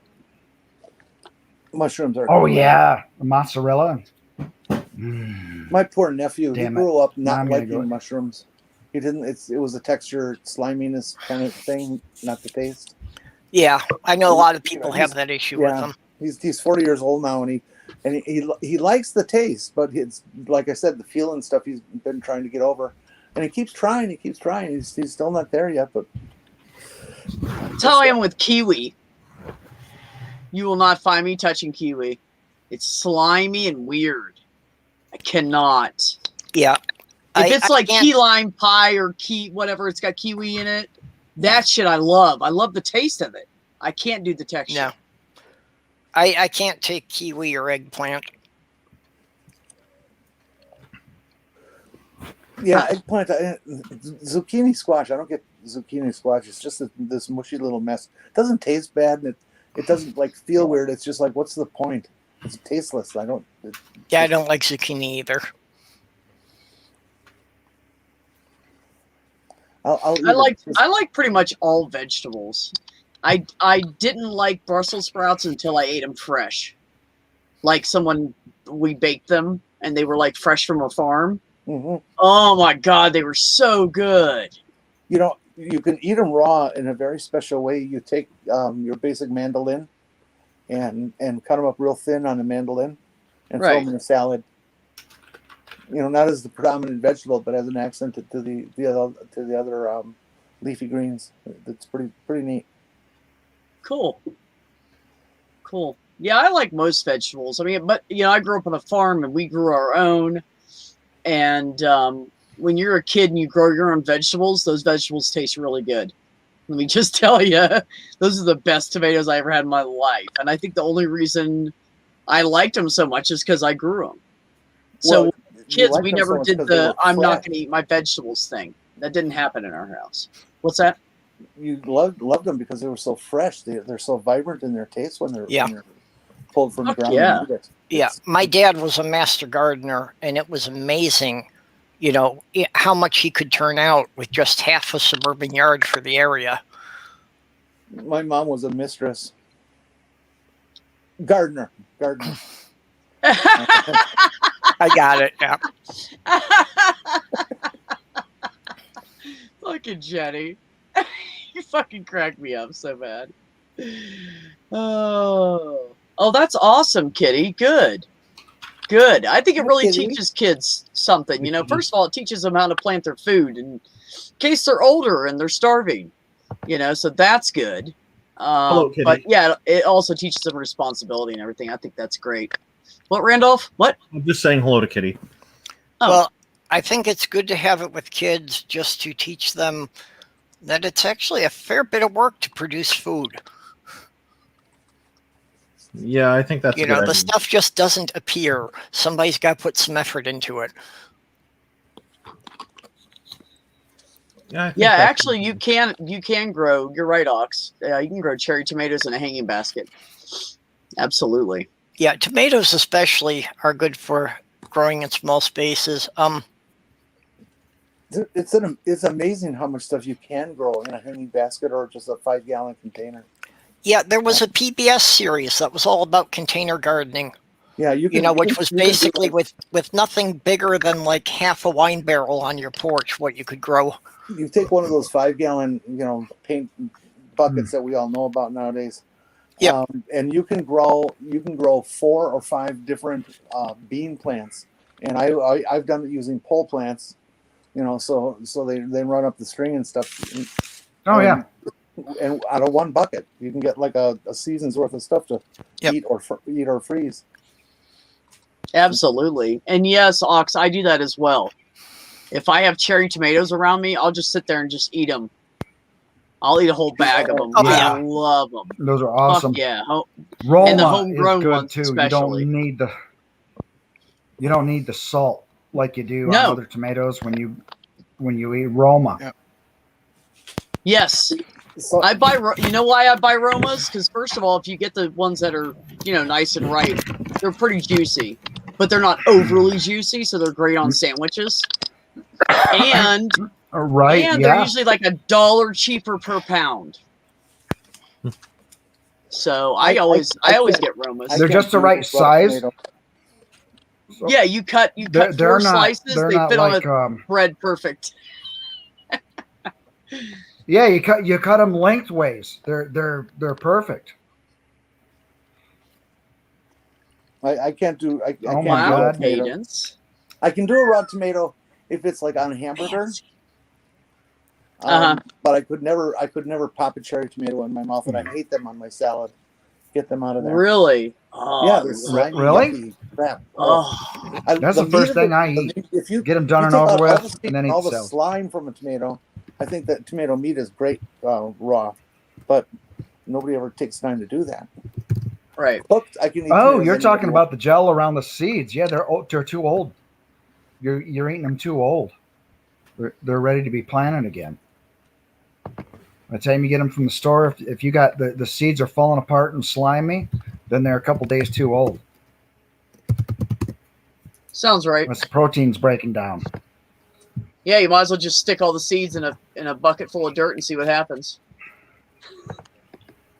If you buy them On a from the side note, supermarket, I'm going they're to get usually a adopted by hybrid and the Cadence and seeds will camp be in the sterile.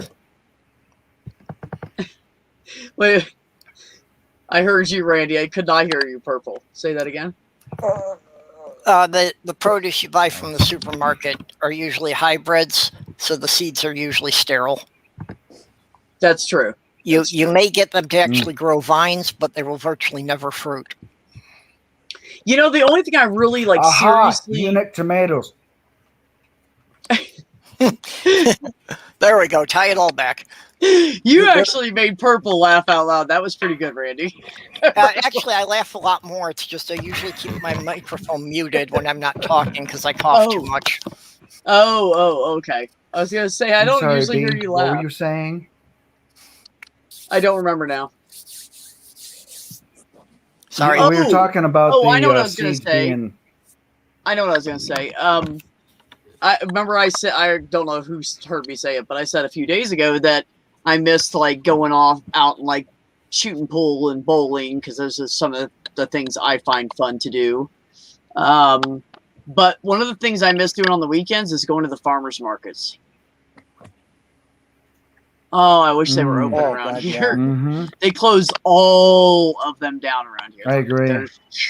They have like this one market once a year, and it's all it's for like 3 days or a week or something, and it's all Hispanic stuff, like homegrown, homemade. Oh my God! And they didn't, and they do it in the summer. So I get here, and 2 months later, COVID hits. So I've never been to it. I want to go so bad. It's not Americanized. When it's not Americanized and you get family recipes, those folks can effing cook. Oh, and there's this other thing Really, they do. really. I almost married a pure Mexican girl, and her dad was a missionary. And I told Purple this a long time ago because we have this in common. She was my first fiance, and she died. Oh. Due to drinking and driving. So, but she cooked for me, and it was great. Her family had some nice recipes and stuff. Yeah. But that's that, I suppose. The other thing they do around here I share too much sometimes. You're fine, Randy. I just remembered something I wanted to say, so I don't want to say it before I forget. You drive through the pueblos where the reservations are, and there's a couple of pueblos here, and you drive down the street, and the people throw candy at you, and they'll give you free food, like homemade, authentic Indian food. Really? And they're not doing that because of COVID. Yeah, they do it once a year to that's neat. To kind of bring awareness to Indian culture. Hey, is really what it's for. Is fry bread part of the Indian cuisine down there? Oh yeah. Okay. It's hard to find Indian cuisine though. Jenny, almost everything's we have a basket. Mexican. I'm picking you up. We're gonna go. So there's a guy that my brother Richard knows, and he decided to start up a food truck, and he does Indian tacos and fry bread and snacks and stuff.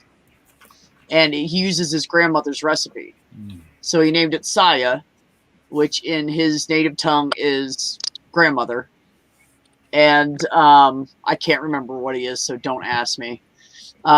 He's really cool, though. He's such a nice guy, and he's got that crazy, long, thick native hair. And he just looks badass. You just walk up to him, and you don't want to fuck with him. He's just a big dude. Anyways, so Richard built the inside of this truck for him, this food truck, well, a trailer. And he's doing so good selling stuff because there's no Indian food around here. It's all Mexican, that he wants to build 3 more trucks or 3 more trailers out. So he already talked to Richard about it. So they're going to do that soon. Yep. So it's pretty cool. I go to a powwow every year, and now the only thing they'll let me do is make a fire and cook hot dogs. I'm the white boy in the village here, but it's still fun. Yeah, overprotected atheist. Food trucks are everywhere. That's how they are here. There's a one road you go one way, it goes to the airport, and the other way it obviously goes away from the airport because the airport's over here. And all the way down this strip is nothing but Hispanic shops and Hispanic food trucks, and they call it Little Mexico. That's what they call it. I love food trucks. People that grew up here call it Little Mexico. But I'm telling you, you can go and spend, and shit's expensive here because it's kind of a tourist-driven town. But you can get a burrito, and it's like $8, and it's like this big, and it comes with rice on the side, and they make a little salad for you, maybe $9, and it's like loaded with meat, and it's all homemade and fresh, and oh my God. I'm telling you. I am telling you. Because it's all their family recipes. That's what they all use. So it's all kind of the same, but it's kind of different. I would like to go to a Chinese food truck. I think that would be great. I've never seen one. I have. Yeah, that would be cool. I would love one though. I'd love Chinese food. Huh.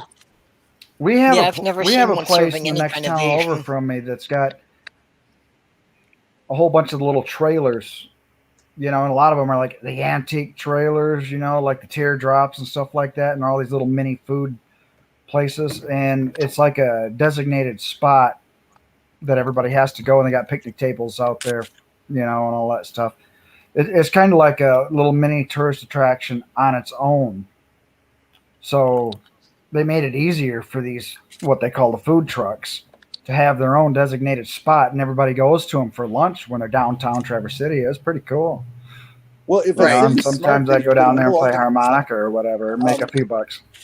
Elkhart Lake in Wisconsin, it's this little town of like 2,500, 3,000 people, but it happens to be next to Road America Racetrack. Mm-hmm. And so in the summer, it's a big attraction, a kind of place for tourists, and motels fill up and all this.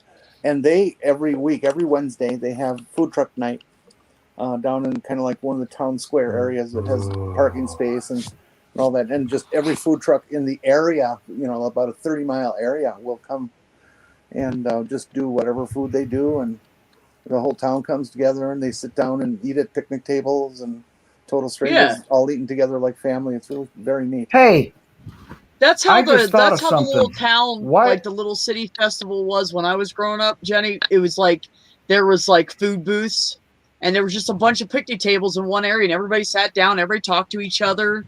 Mm-hmm. And it's a town of probably well, back then it was probably only like 4,000 or 5,000 people. And it was done in the back parking lot of the fire department because it was the biggest parking lot in the whole entire town. And we have really lost a lot of social graces that we used to have. I grew up in the late 50s, early 60s in West Dallas, Wisconsin, just a little suburb of Milwaukee, blue collar suburb. Really very nice. Even today, it has stayed very nice and neat. A lot of Milwaukee bungalow type houses and good memories. But anyways, how often was that? I think it was once a month in the summer months, from like May, June, July, August, September, I think, at the Franklin Field House, which was next to the baseball fields for the community. They would have an ice cream social. Now when's the last time you've ever even heard of an ice cream social? Mm-hmm. We still have those in my area. Yeah. We used to do those bake sales after church, like once a month or something like that. Or every 2 months we do a bake sale. But, we all, everybody chipped in, you earn money for the church. So the kids, you have stuff for the kids to do or whatever. And that's basically what ours was about. Kind of what it was like. They would sell those little cups of ice cream with the wooden spoon. Yeah, exactly. Or would make their specialty cookies and stuff and sell. Yeah, or somebody's grandma would make like the best fudge brownies in the world, and they were like. But back then, now mind you, I was a kid. This is from the time I was like 6 to 12, where I thought it was still fun because I didn't know what the fuck was going on, and I thought it was all the other shit was stupid. But the bake sales were fun, and so we go around and buy stuff. But back then you'd get one of those brownies that were like this big. It was like 5 cents or 10 cents or something, And then I remember it rising, and I remember we were like, oh my God, these brownies are like 25, 30 cents now, But Mom would bring change, and we'd go around and grab stuff with the quarters. I remember when family cars. Wait, hold on. Jenny, say that again. I just said that we used to buy Hershey bars for a nickel, and they were bigger and thicker than the ones they have now. Mm-hmm. Yep, I remember that. Yeah, see, I remember them being bigger too. Go ahead, Randy. What? I remember family cars being standard with luggage racks, not just the rails where you had to buy separate luggage racks. but they actually had luggage racks on the top of the station wagon and a ball hitch where you can pull a full-size camper trailer without bogging down the V8. Now you got little V6 vans like I got, and you got to buy accessories for them in order to haul your luggage. And, you know, it used to be a thing, you know, back in the 50s, 60s, and 70s where families actually just all hopped in the vehicle and headed off to some great big, you know, camping spot. And the kids would go down to the lodge or whatever, you know, and play when video games came out, and they still had, you know, pool halls and stuff like that back then too. And that's usually what I played. You know, I learned how to. Yeah, exactly. You know, we had both colors, black and white, on our. Hell TV. yeah, Shit. we did too. Damn it, we had black and white till I was like, oh God, when did we get the color TV? I think I was like 12. We were finally not get a rich, color and TV. our family's TV we got used. I don't remember it, but I'm sure it had to have been used. And we had it till just before Kennedy was killed, so it would have been 63. And it was just a 10-inch round picture tube. Round, not square. Round. I remember seeing those. Oh, when I right, was a like kid. a wonky. Yeah. Of course, you know, I grew up out in the country, so nobody threw anything away. And it took a half hour to warm it up before you watched anything. Yeah. You had to warm up the tube. Yeah, right. Yeah. No, our color TV was a travel portable TV, and the cord came off. So if we fucked up and we didn't do our chores and our homework like we were supposed to, after a couple warnings, Mom started just taking the cord off the back of the TV and taking it with her when she left the house, when she went to teach school or go to work or whatever she was doing. Oh, Yeah, you fucked up, huh? I got the damn cord of the TV, and she'd leave with it. But that was our first color TV, and it was 13-inch, and we were like, "This is so nice." I remember when we first got the remote. Hey, them old tube TVs. Sorry, Randolph. Go I ahead. remember when we first got the remote control unit. It was called a clicker. It had five buttons on it. You'd squeeze it down and make a click sound, and then the channel would make a blast of noise, the white noise, the snow. Yeah. Flip to the next channel, and the volume. We had 2 buttons for volume up and down, 2 for channel up and down, and 1 for power. Well, Yep. And they clicked like nowadays, a garage nowadays door don't realize remote. Click. There wasn't No, a they disc made a tuner solid click. that you just felt push a it. button and it goes to that. It was a rotary dial, and it'll have to go from 6 to 12 to tune it in. So it'll go chunk, chunk, chunk, chunk, chunk. Oh, ours wasn't that fancy. Yeah, ours wasn't that fancy. Well, and I remember having to have the Does anybody separate remember- UHF converter box on top of the TV with the rabbit ears. Oh yeah, you had to have that, or you only got the 2 channels. We had to have the 3rd channel.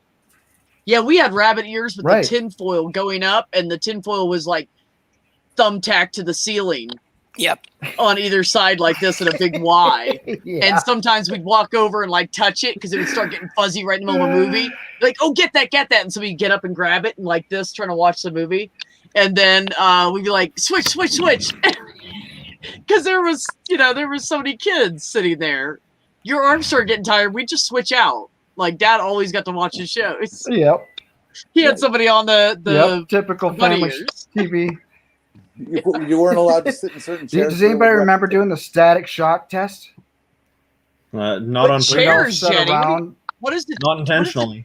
What is a chair? We had one couch and it was small and it fit Mom, Dad, and like 2 small children. And sometimes I got to sit on it because I was little, but we pretty much all sat on the floor. We didn't have furniture to sit on. We had a couch and a TV, and that was it. Yeah. We had one long couch carpet. and one chair. Yeah, to this day, I pretty much sit on the floor most of the time because we had a couch that they could squeeze 4 people onto, and I'm the youngest of 9.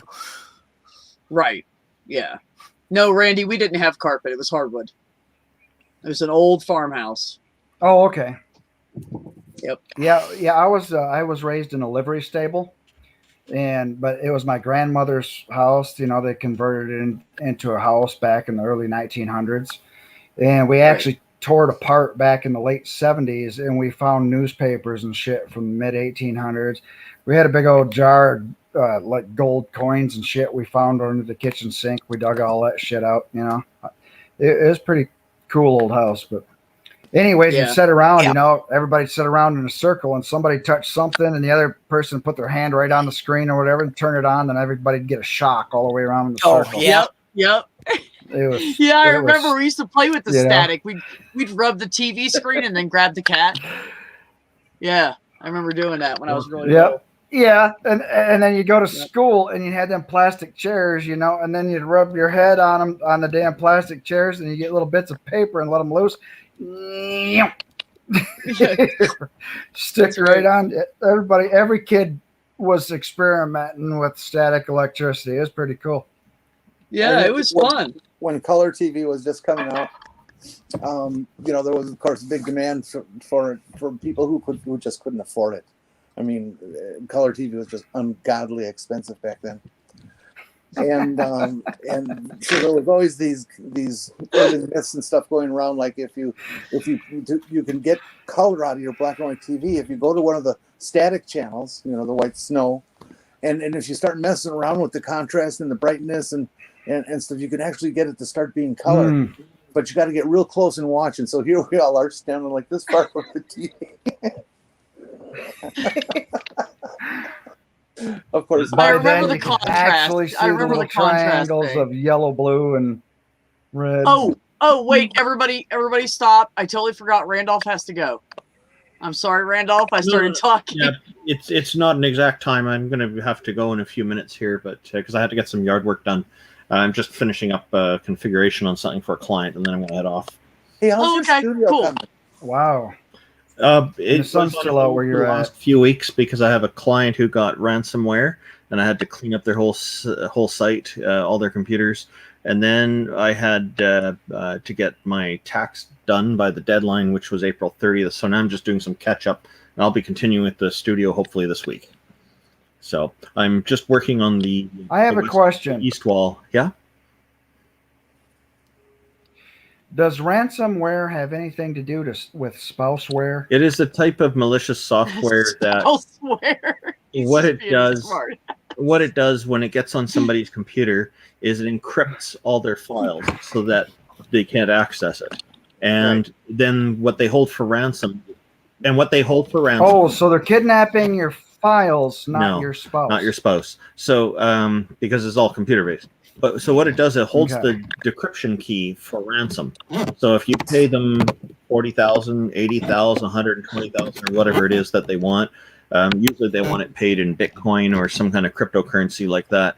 Then you can get that encryption key back from them, so you can decrypt your data. But then the problem with that is not all of them actually are honorable and send it back. And some of them will actually send you some software that'll do the decryption for Right. you. But then the software doesn't run properly sometimes. And then so it's a big risk to take to pay them the rent. Boy. Some are True. reliable and some not. Some Right. just take the money and run. They don't care. And so it's Mhm. infuriating for people because That's the point. because their data is on their computer, but they can't access it because it's encrypted and they don't have the key to decrypt it. So it's a Who really put nasty defensive thing on to it do. against it. The best defense you have against See. it is having constant backups of your data in a place that's not accessible from your computer. So it's a one-way operation that it makes a copy of the data, but the ransomware can't access the backups. Right. Now, a lot of people have a backup drive connected to their computer all the time. Ransomware will encrypt that too. Oh, okay. So, So as soon as you're No, I saying think, like once a you and month, Critical get an Cripple oughta- external hard drive, Yep. put everything on your external, and disattach it. Yes, the Once a best month, try approach once a week there. on- Yeah. The best approach there is to have at least 2 external backup drives, and then that way you've always got one that's disconnected. So if the ransomware is infecting while you're doing your backup, at least you've still got the other drive available. Okay. But And then you could just wipe your whole computer and start over. that's usually the best approach. Now, sometimes there's been some companies that have paid, or there's some companies, small companies that can't afford it, but they have an insurance policy that will cover the ransom. And so the ransomware authors know this, that there's a lot of companies have insurance policies that'll cover it. And so they're just waiting for insurance to pay, and then they do it. And yeah, it's some of these ransomware authors have been tracked down, and a few of them have even, after they've collected enough ransom from enough victims, they've released all the keys to the public, and then others are able to get their stuff back many years later. So Right. for family photos and historical data, that's been a nice thing for people, but it's a shame that they were inconvenienced for so long, because this is a horrible thing. A few ransomware authors have been caught, but most are anonymous. Nobody knows who they are. Right. Yeah. Because good hackers. My pictures have all been stolen, and I don't know where they go, where they went. How is that something like that same thing? Nobody texted me, or they probably found out that I don't have any money. All my pictures are missing. Your pictures are all missing. Of them. Okay. From like 20 off years. Of your computer? Yeah. Yep. Okay. Well, there's a lot of questions I'll need to ask you if I'm to try to help you figure out what's going on. Okay. Well, I'm not going to bug you tonight because it's getting into too much. I'd be happy to try to give you a hand and try to help figure it out. I'm not going to connect to your computer or anything, but I'll ask you a few questions. No. Like, do you have a new computer or something, or is it and something wasn't transferred? No, it's old. It's the same computer I've had for about 10 years now. Okay. But anyways, I'm not going to bug you with that. It's just a separate question that I had because of the content of the conversation. Anyways, I don't know. Shit, I've been drinking. What? I don't know shit. I've been drinking. Hold my beer. Yep. Sounds about right, Randy. Oh my goodness. Oh my goodness. I just changed over to fiber optic. Well, fancy Dave. Oh, nice. So there's a myth that fiber optic is always faster. Here we have a couple of options. One is cable, which is your old cable TV, and then the other one is fiber optic. And so fiber optic is always advertised as faster because it's newer.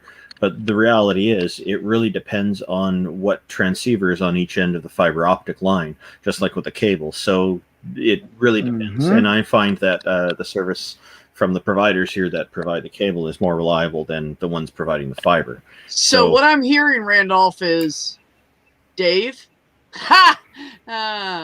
Okay. So it really depends on what the provider's doing and what kind of equipment's hooked up, and a lot of it boils down to how much you're paying for the service too.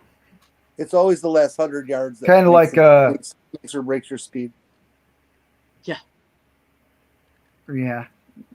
The 4K Ultra cameras and shit, they don't broadcast anything higher than 720p here on YouTube.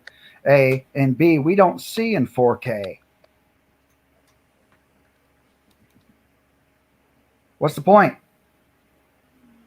Well, first of all, I've told everybody that I've talked to about cameras, I've said, look, if you're just going to be like streaming on YouTube or Twitch or something, just get a 720p. You don't need a 1080. It doesn't come through anyways. Yeah, standard is 720p. So just stick with the 720. Get the camera that's $40 cheaper. Get a decent model, and it's going to be $40 cheaper. Make sure you have good lighting. Make sure you have good lighting. Technology is or me. The technology is basically in your sound. That's what the biggest problem is with most producers, is the actual sound quality. And I honestly don't know what I sound like on itself. You sound fine to me. Doesn't matter. I've never listened to myself if you're just doing this. Now I'll be doing other things. I've got a series of concerts and everything. I'll be recording this summer. So the sound's going to really have to count. So I have to have ambient sound microphones in the middle of the room. I have to have my microphone. I have to have the other musicians' microphones, the PA system, all that shit, and then tie them into the camera or sync them up, separately or whatever, just to show you guys the content. Because I'm not only the performer, I'm also the camera guy. So I got to figure all this crap out just to get some decent content to everyone. And it's going to be pretty exciting. It's going to be hard work, but it's pretty exciting. This is what I do. I'm a musician. I'm going to tell you right now, once you fix your internet, you're going to be amazing. That's what's holding you back is your internet. Yeah, That's the problem I had That's when what I she streamed said. before I moved here. I put a direct connect from my landlord's fucking router. I bought 100-foot cable, and Richard and I installed it up the side of her house, all the way along her eave, went over, put a hole into my house behind another piece of vent covering so it would be covered totally, ran it into my house and everything. Now I'm on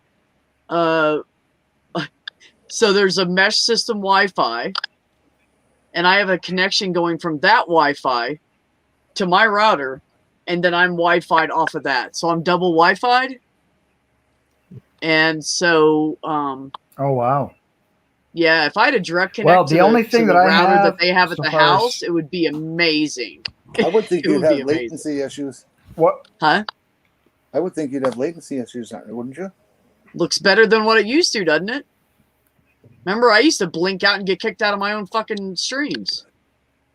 That hasn't happened Yep. since they hooked this up. This is Yeah, true. the wired connection is always better. This wasn't that You long don't have ago to either. Compete with wireless issues that way. Yeah, but that's Well, what I'm see, that's saying. what- that's one of the this funnier things. company, Well- this company they're with now is so much better that I'm on 2 Wi-Fis. I'm bouncing off of 2 Wi-Fis, and it's twice as good. No, that's a lie. It's over 3 times as good as my old that I was hooked directly in.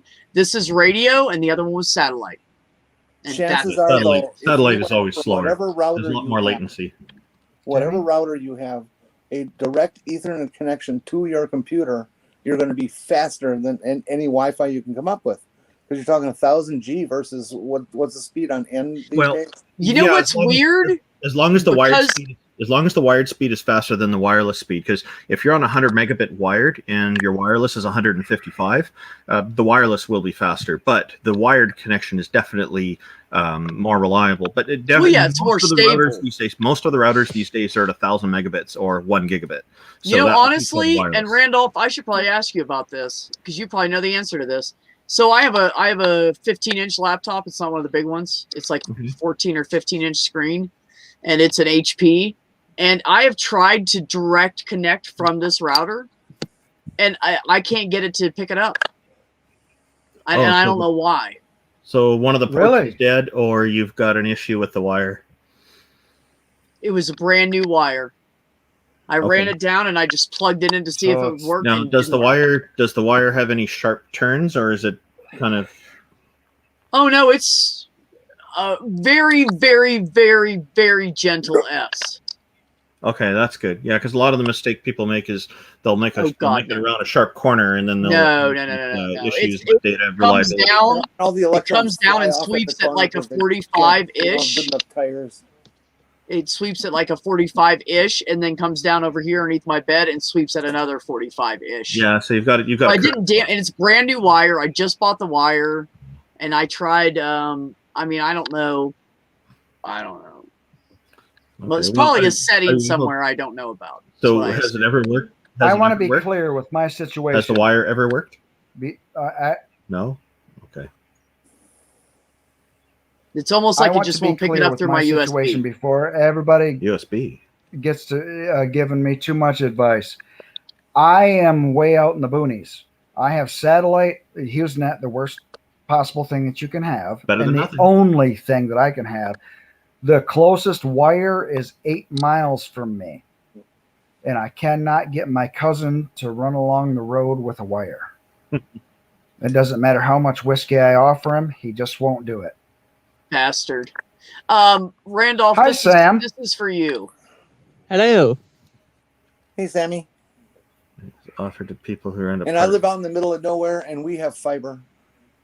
So yeah, They so just installed it last year. Yeah, at the apartments, usually what'll happen is the builder will set something up with one of the local internet providers, and whatever technology they use. That's it. So, and sometimes That's what they'll bring they in do. new ones later, and so it really depends. It's depends on the apartment. Yeah. We're kind of lucky in this We town. heard I mean, news of a 900 fiber people, optic coming up, we're lucky coming my because way. the cable company for this whole region, home office is here in our town, and so we get all the first and fastest. Right. What's that, Randy? We heard that fiber optics. Is anybody going gonna to say hi to Sam And then COVID and hit. recognize that I brought Sam into this panel? Oh, hi, I Sam. did. I said hi Hello. the moment somebody said he was here. Oh, okay. Carry on. I got distracted. So to answer that question about and I'm the sorry for fastest that wireless, pronoun error I just made. the fastest one in theory, I believe, is about 4,600 megabits. But what's on the market really depends. Now, is that in metric? Yes. This is metric. Okay. The whole world's on metric for internet speed. Oh my But it God, only matters Randy! if you're on metric time. I'm on metric time. I got the 24-hour clock going. Oh, wait a minute. I have a question. Purple, how you metric, doing? A metric day is 10 hours. Purple, how you doing? Purple. B and Randy, I'll be happy to try to help you out later Uh-oh. with those issues. What's wrong? So I'm going to head off because I have Yeah, we'll talk some other when I have time. some time No to worries. focus on it. I'll try to pop in some time later this evening and see if you're around. Thanks, Randolph. Appreciate You're you. welcome. Take care. Goodbye, Bye, everyone. Randolph. Bye, Sam. Bye, Jenny. Bye, Take care. Purple. And thanks everybody in the chat for being there. Bye, Randolph. Have a good night. Good night. All dry. Ooh. Ooh, What are you talking about? pretty. Your fingers or your nails? My nails. Pink is my favorite color. I just don't understand getting sorry. into that. I want to paint my nails. I'm like, I don't even want to cut the cuticles off my nails. Like, I don't give a shit. Yeah, I'll but come and move you're in with like you. I'll me, do your nails. but you're I'll do like your a nails. tomboy. You know, it doesn't do any good to do your nails when you're just going to get grease on them and wood, Oh wood God, fibers yeah. and I shit, like too. cut myself all the time. I just don't care about it. I don't understand why it's so fun for people. Yeah. But I mean, I'm not judging anybody. If you want to paint your damn nose, paint your fucking nose with fingernail polish. I don't care. I just don't. I just never saw You the. exist.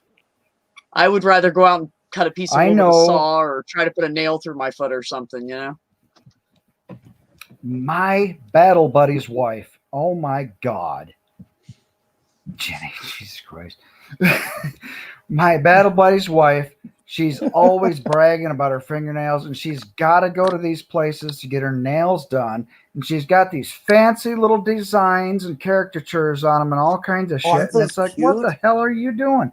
I love those. Yeah, it's very artistic and very creative until she whines about being bankrupt and losing their house. Well, it's all about the kids first, and we're taking them for birthday things up to the, Wisconsin Dells or the, the hot springs in Minnesota or whatever. And it's like you're losing your house, doing your nails, and all this other How shit. close are And you to then you Wisconsin can't Dells? figure out why you're losing your house.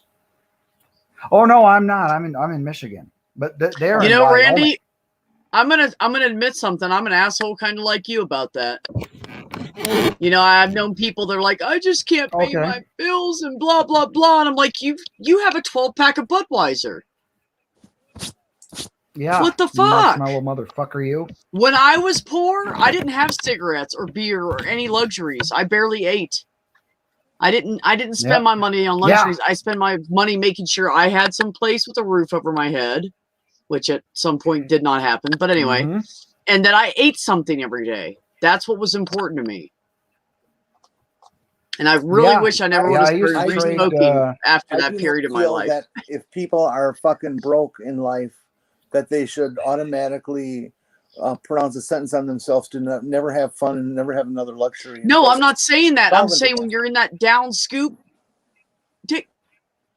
just worry about necessities. I mean, not forever. If you have to do it for a couple months so you can get back on your feet, then that's just what has to happen. Yeah, I believe there's ways to once have in a while fun you gotta without treat spending money. yourself. Yeah, once in a while you got to treat yourself to something.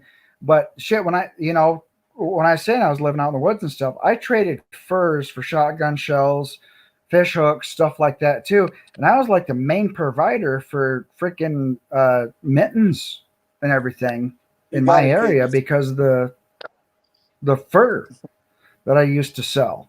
for the supplies that I needed. And I'd get food and everything else too. But that was back when you can hand the bartender the rifle and say, set that back there behind the bar and sit there all night long and hustle pool and drink and shit and fight whatever you want. And then when you're done, everybody else, everybody's laughing and sharing a beer together. And then you take all your rifles and whatever, your furs and walk out the damn door. You could actually do that in my hometown. It's just been a few decades since then, but it goes right back to that respect thing we were talking about earlier, and people caring about one another. Yeah, but you take the mentality of working that hard and everything, and doing those necessities. Nowadays, there is just too much temptation to get the goodies. Everything is about the treats and the goodies and the things that are unnecessary. We are far too entertained. I used to be on food stamps for a while, okay? And I would go shopping, and this even happened here in our small town where there's a lot of people on assistance of some sort around here.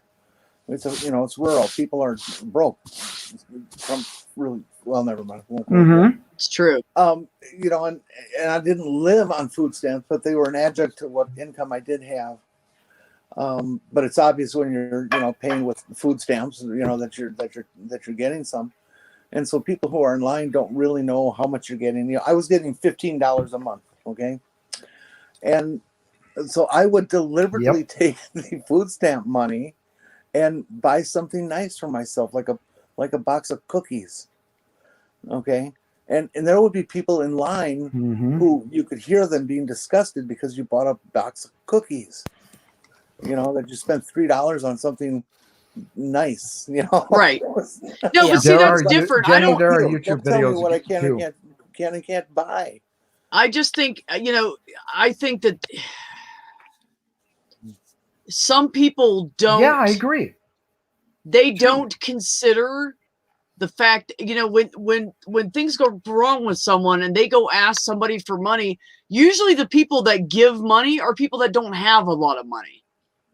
Those are the people, because the people that are rich, they're not giving any of it away. That's why they have money, And anytime I've ever loaned money, I always expect to not get it back. If I get it back, I see it as a bonus. Otherwise, it would cause problems because you usually don't get it back.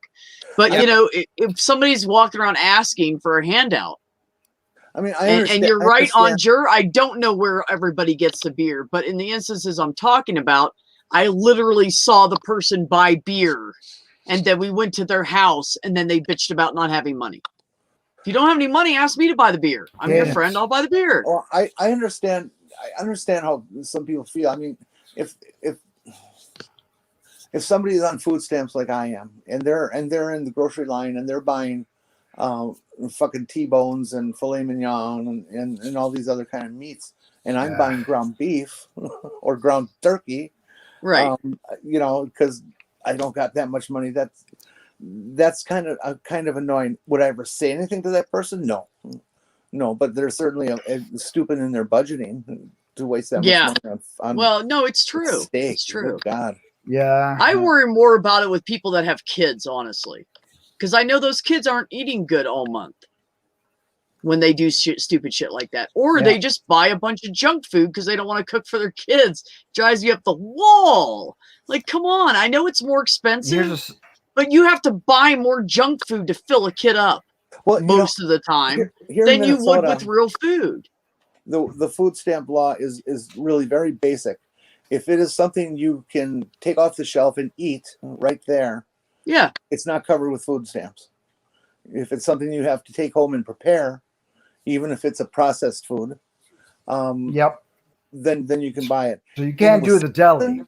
In Wisconsin, those fucking Republicans have decided they're dictating each individual item that their people can buy. Like you can go and you can buy a can of beans, say a can of black beans or a can of Great Northerns, but you can't buy them raw or in a bag raw and make your own. Well, that doesn't make any sense. No kidding, it doesn't. Cheaper. We want you to eat the food that's full of preservatives and processed.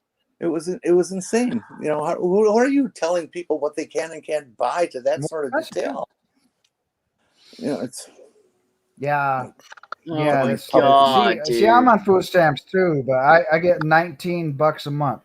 And the thing of it is, I've seen YouTube videos where there's people going right up to people with food stamps and saying, "Oh my God, I can't believe you're eating that," and everything. They just grab the meat right out of their cart and throw it on the ground and stomp on it and everything What? else. You don't deserve to eat that. I work 45 hours a week and I don't get to feed my kids that shit. And here's this pregnant mom or whatever, and she's got Oh this my grocery God. cart, and they're grabbing her shit and throwing it on the ground. You got these food stamps, and look at your boyfriend over there. He's on drugs and everything. He's hired and shit. It's not in the secret, when the COVID but still, COVID nobody's business. Nobody's business. when the COVID started, and I'm going to put myself in jeopardy here because I'm going to tell you how I broke the law. I was on food stamps when COVID started, but because of some changes in my Social Security, blah blah blah, I was going to be disqualified for food stamps in the next month or two, which is fine. I mean, that's the way it goes. That's the way it goes. But the benefits that they gave, if you were on food stamps on any level, they automatically gave you the maximum for like 3 months in a row. Really? So suddenly I have this bank account of $700 freaking for food. Yeah, that was happening in a lot of states. How you gonna Was eat that all they were that? giving everybody the max. And so here's the law part I broke. Yeah, sure, I could still be using that even though I'm not on the program. Once it's there, and you get to use it for however long it takes. But I went and bought lots of food and I donated it to the local shelter. There you go. Oh, cool. Hell yeah. Good for you. Oh, there you go. That's But pretty that is awesome. illegal. That is I awesome. stocked up on meat for the winter. And then I kissed the girl at the cashier, and then I got I won't chased out of the spend on meat store. because meat is just so way too expensive, and it's just so wrong to eat that much meat. You do what you got. I'm not shaming you. My dad was a butcher. Okay, I grew up on meat. I just can't do it. No, I still have a bunch of it. That's what I'm saying. I don't overeat on meat. I don't overeat. I only eat solid foods about maybe once a day, and usually once every third day. I can't eat that much like I used to because of my Crohn's disease. Is anybody out there in the chat somebody who mostly doesn't eat meat but then will once in a while eat meat? And do you find that you stink bad after you eat meat a couple of days after, or for a couple of days afterwards you eat meat? That you smell bad? I do. I maybe eat meat once a week. Huh. Then if I do, I just smell horrible. My body odor and just general body. Get the meat sweats. I have noticed that people that eat a lot of meat, they do tend to have stronger body odor than vegetarians or that. Yeah. Mm-hmm. My problem is I can't be a vegetarian. It hurts my guts. Yeah.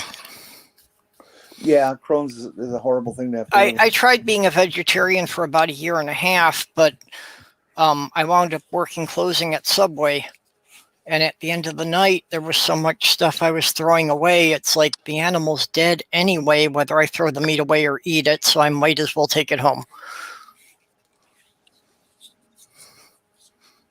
Yeah, I like Chinese veggies. Grocery stores and stuff actually put their trash cans and stuff behind the fence and barbed wire fences and padlocks. Yeah. Video cameras on the trash. Come on. Well, unfortunately, it's because we've become such a litigious society that stores have actually been sued for people eating expired food that was thrown in the dumpster. Yeah, well, I've dumpsters dive, and I know that it's your risk. What? Yeah. Well, that's the thing. That if it was thrown in the dumpster, I don't see how the company was held responsible But a couple of people won lawsuits on that, so now they have to all be, worried about it. Things only get thrown in a dumpster when they're by their due date to be thrown out. That's how stores operate. Yeah, but those due dates are not based on spoilers. They're based on appearance and the superficial things for marketing, not. Yeah, most a lot of times they are based on after. when they're supposed to be spoiled. Not that they are, because oxygen's not getting into the package, but when they're expected to start spoiling. So that's why you get a lot of shit on sale. You go to like the dollar store or whatever and get a gallon of milk, and then you open it up like the next day, and it's like, oh shit, I should have went to a regular store and just bought the good milk because it's spoiled. Because it's older than the milk that's in the regular store. If it's spoiled that fast, they probably had a milk. Problem with the temperature it was kept at. Yeah, it's not legal to repackage milk. If somebody turns in an expired bottle back to the dairy, right, it has to be by law be dumped, and the farmer will do it. They're not going to take that risk. If it was curled the next day after you bought it, they fucked up somewhere and cooked it or roasted it or lost their power and chill it right. And they usually do that at the poor people stores, or better known as Dollar General. Well, see, I just went shopping. They do that on a regular basis. And they got a lot of good stuff there, don't get me wrong. Well, but I won't buy dairy there or frozen products because they're older than things in other stores. But I'll damn sure buy all their beef jerky and freaking canned goods and things right off the damn shelf and stock up. I got the regular brand stuff in those dollar stores, same brands you're going to buy for twice the price in the big box stores. The dollar stores is the way to go. You can stock right up on that shit. You can make it really last. The problem is it's all starchy and fatty and sugary and salty.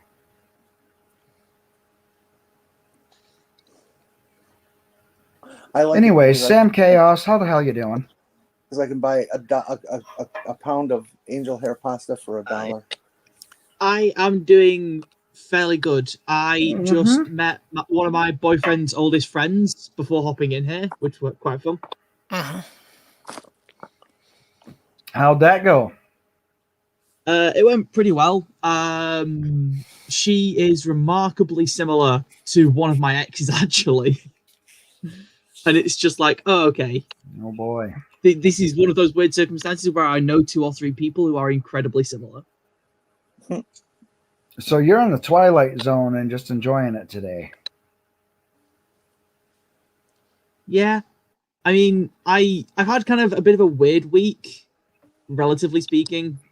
Wherein, like, I've helped my boyfriend get a boyfriend. I have had an anxiety day so bad I couldn't eat, which has not happened in a while. But those were 2 completely separate events.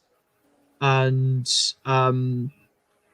I have had a couple of different family members end up kind of individually throwing me suggestions of places to look for jobs.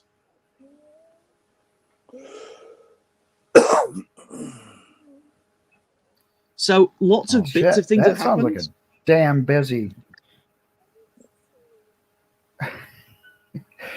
Go ahead. Yeah, just to say we're still in a pandemic, it's been a busy week.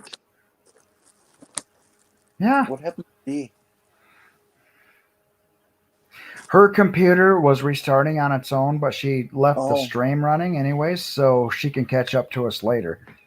I mean, I am so sorry. I just totally misgendered B. Yeah. B wants to be known as he, him on the streams. I am so sorry if you're catching this, B. Well, did you hear my apology? No, I didn't mean it. Sammy, I misgendered you when you first came on. You're all good. I still misgender me.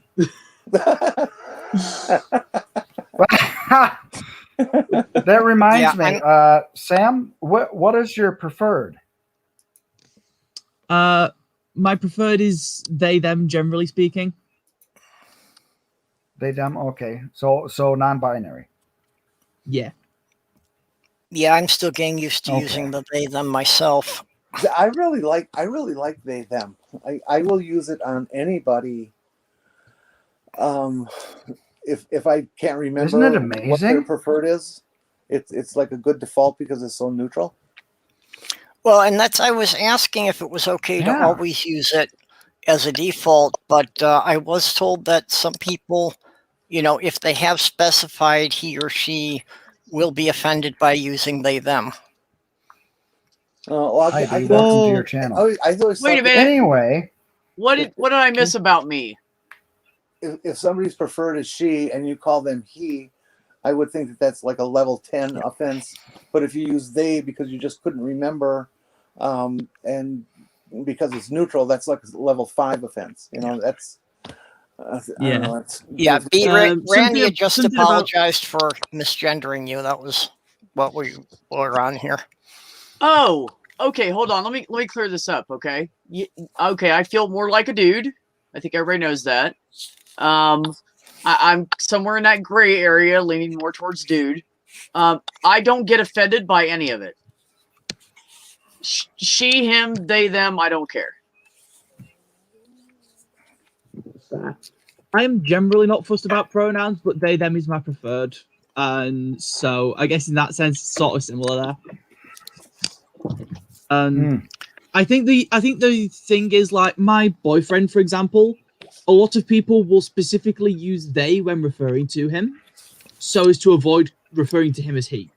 Yeah. And that's where the being bothered comes in. Yeah, see, none of it, it does just, wow, I don't know, it just doesn't bother me. Shit. A girl came up to, she was like 30-ish years old, and she came up to come into the practice today, and we have to step outside and take their temperature, get their insurance card, ask them to wait in their vehicle, and she had referred to me as a she, and then she said, as she's hitting, she's like, hold on, let me get my insurance card, gets it out of her car, comes back and goes, I'm sorry I misgendered you. And I said, no, you're fine. I said, I'm not that picky. I said, just please don't call me late for breakfast. And the lady standing about 10 to 15 feet away, who was an older lady, just laughed at what I said. And she just grinned at both of us. Because that's how it is here. Like, people actually think about that shit. And it's amazing. And the younger generation here is totally on top of it. Well, and what Cadence said, that I use she for B because lesbian. And that's where, okay. And that's where it gets sticky with me. Honestly, my entire life, I have felt like a guy. When I was 5, I told my mother I was mad because I didn't have a penis. 5 years old. She told me I told her that. And now looking back, I think... Wow. Now looking back, I think, well, you know what? She was probably trying to tell me the whole time she knew that I was fucking gay. And just never said it. Because she didn't... My mom wasn't one to, like, come out and go, hey, we should talk about your sexuality. Because she was old school. But if you came up to her and said, hey, Mom, I want to talk about my sexuality, she'd say, like, go.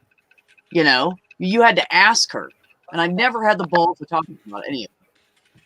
I was so afraid she'd be disappointed in me, and she was so important to me that it scared me to do that. So, anyways, the point being, many times in my life, I had thought about going on HRT and all this stuff. And when my kid came to me and was crying, Mom, I don't want you to be disappointed in me, but I'm trans. I want to be a guy. And I just said, are you kidding me? Do you know me? I said, I don't care. I want you to be happy, first of all. Second of all, I'm kind of jealous that you have the balls to do it. Joke again. I just never did. So, this is the thing. I figure, what's the point if, now I don't know what they've advanced in surgeries and stuff. Maybe things have changed and I'm just unaware. But what's the point if I can't feel anything? They have gotten better with that. I mean, I could buy something that looks realistic and not feel it. And not, True, packers are a thing. Anybody can do that. It's a fact. I have something very important What to do you say. have here, Purple? I'm for the Okay, future. we'll let Randy talk.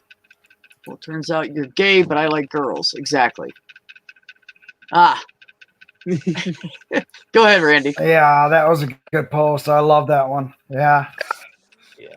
I have friends, well, this one in particular, and we had a discussion, and he is always complaining about the LGBTQ while it's in their cartoons and everything, and they're shoving it right in our face and blah, blah, blah. And it's like, no, this is just a change in culture for acceptance. Nobody's shoving anything in your face. This is just something that you wanted to fluff off to the side the whole time. This is your bigotry showing. And Right. Furthermore, you're listening to the religious right and everything, and this is where you're getting your narrative from.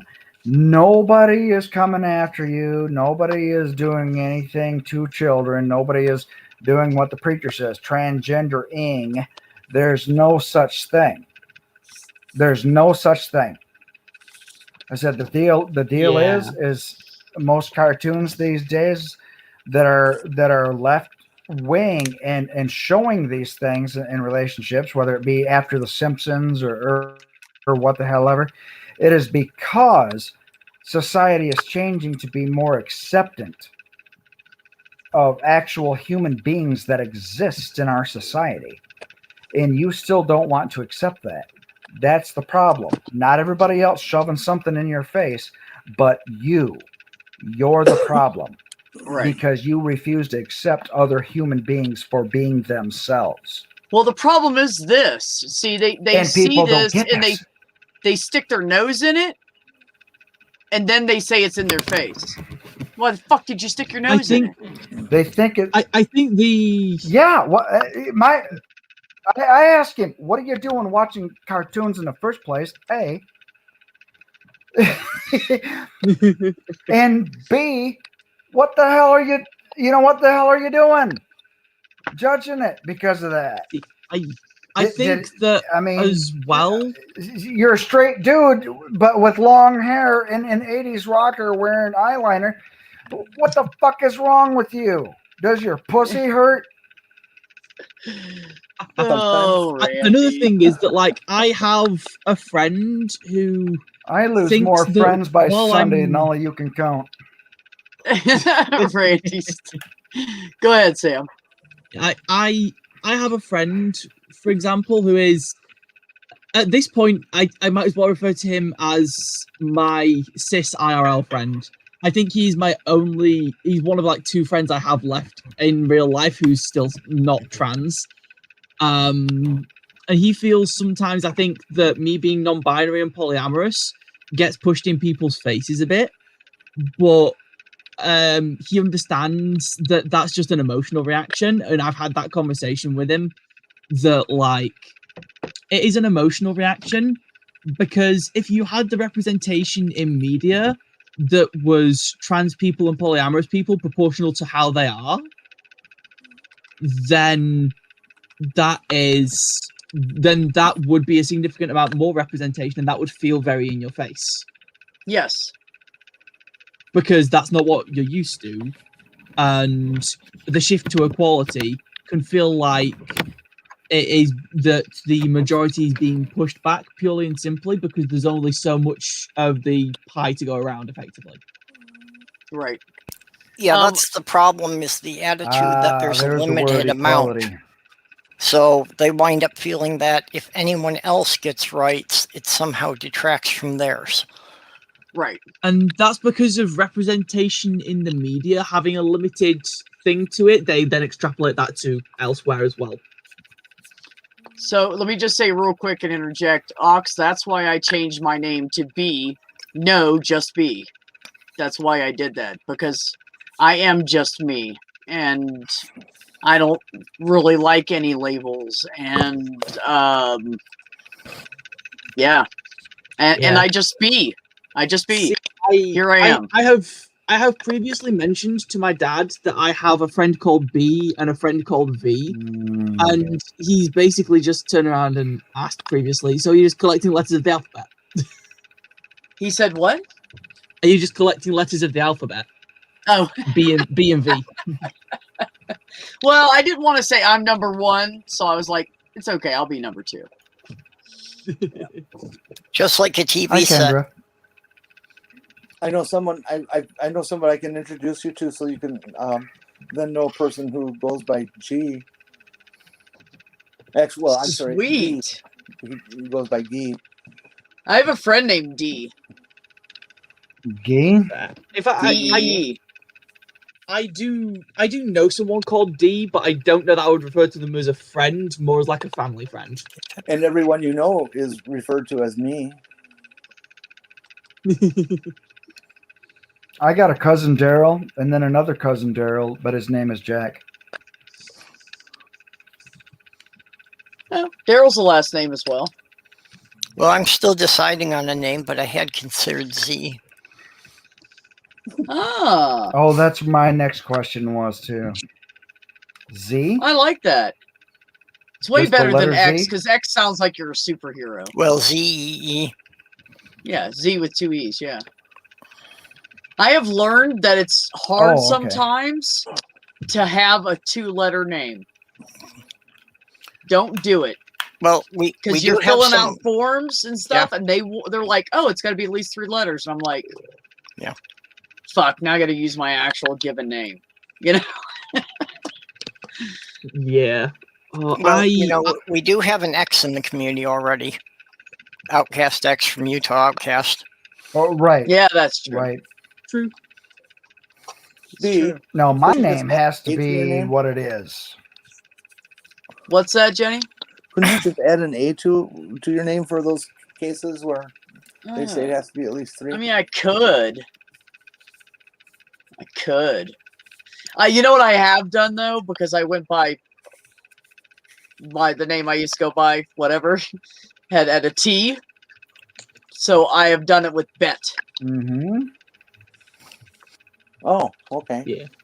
I have done that. Oh, so And then I know when it's the, spam as well. I use that for all the accounts where I Far go in Eastern to do European some version. kind of thing, and they, they're going to send you spam email. So when it says Bet, I know it's bullshit, and I just delete it. Yep. Mm-hmm. Very useful. Yeah. I Comes in I handy. actually told my mum what my chosen name is the other day. Her reaction was amusing to me. What'd she say? Yeah. You told her that you were Sam Chaos? No, so Sam Chaos is my screen name, not my chosen name. My chosen name is a Okay. noun. My chosen name is a noun, and so it's an unusual name. Okay. And I phoned up my mum and my stepdad to tell them, and my stepdad seemed to think it was actually fairly amusing, but my mum looked like I'd just told her both the dogs had died.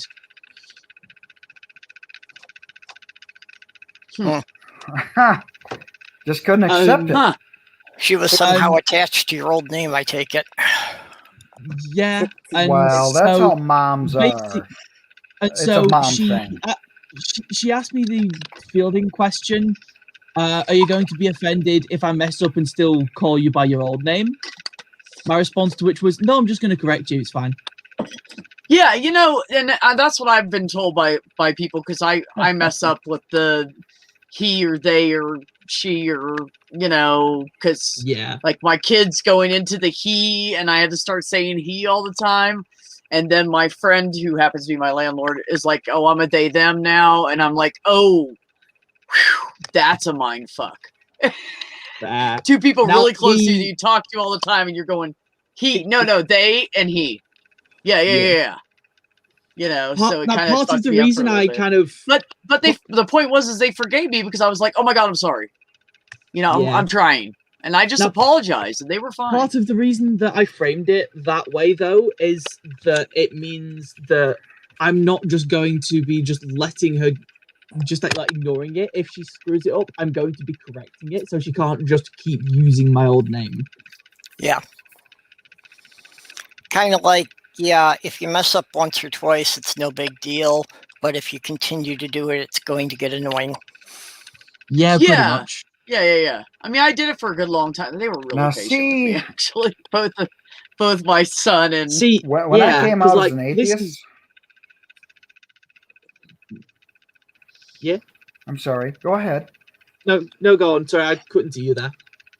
No, I was saying, when I came out as an atheist, I didn't actually come out. It kind of came out in my writing, because being an author and writing 8 freaking books, and my first few in the series, my family found out about it. Oh, we got an author in the family. We're going to have to go buy his books. Next thing you know, they're all offended because I was talking about the naivety of believing everything that people tell you. And, they didn't agree with it. And they're like, oh, my God, you're not a believer. So now I got all this gossip going around town that I'm the Antichrist, which is awesome. Just like go outside in front of your place and just with a mower, just mow 666 in the yard, and now they won't bother you anymore. Yeah. Well, not very many I would stay home in case of like I've seen little old women. I've actually here's the deal. I've tried to sell my books at like flea markets and farm markets and stuff like that, and I've had ladies grab kids and grandkids and look over their shoulder at me and everything. Don't talk to that guy. Blah blah blah. He's a non-believer in God and blah blah blah. And then I've walked alongside the road, even when I was walking with the cane, last year, and got hit in the head with a beer bottle and got called a dirty ass faggot atheist and shit. And it's like, why? Damn. And I didn't know all atheists were faggots. I'll have to ask Neil about that. I'm sorry. I didn't either. But apparently that's what I'm labeled as. But getting hit in the head with a beer bottle hurts. Thank you, Jenny. How'd you not know that? I even knew that. Yeah, exactly. Everybody knows that shit. Swishy ones, too. And this is one of the reasons they swish. And everybody found out. What I was, trying to say through my books, and they misinterpreted it. Next thing you know, everybody in my hometown was threatening to kill me. And I've had trash on my lawn, and threatening notes, and all kinds of death threats. And this is just after they found out that I was a non-believer. Hell, when everybody thought that I was a believer, it was the child support thing and the ex's family breaking my doors down and trying to beat the shit out of me, and cops and false arrest and all this other shit too. So I've just around here. Yeah, I have no idea why I'm even here. I must be the dumbest son of a bitch on the planet. I need to move. Got shitty people and shitty internet. What the hell am I doing You should here? just move to a place that's a little more progressive is what you need to do, and get away from that fucking Bible Belt. That's how I felt living in that small town in Michigan. That's why I was so desperate to get out of there, and why I can't thank this community enough for coming together and giving us the money to be able to rent the U-Haul and everything we needed to get out of there. Well, we all love you, Purple. That's all there is to it. Well, I don't know if I'd go that far. Yeah, we do. Jenny, you asshole. But if you just weren't an asshole sometimes, I don't think I'd love you as much. I wouldn't go that I far. appreciate honesty. Shit, I would rather have somebody who says to my face that they hate me than somebody who's polite to me and behind my back tells everyone else they hate me. I agree with you 100%. I always tell people just, let's just be honest. We don't really like each other, do we? And they'll be like, no. Yeah, all right. Purple knows I'm just kidding. Hold on. Two people like big for sex, so. hold on. Okay, Randy. If we're to be honest here, A, we can't even see your face. Hey, Okay. God, So let's- where's the honesty going to start How you kicking doing?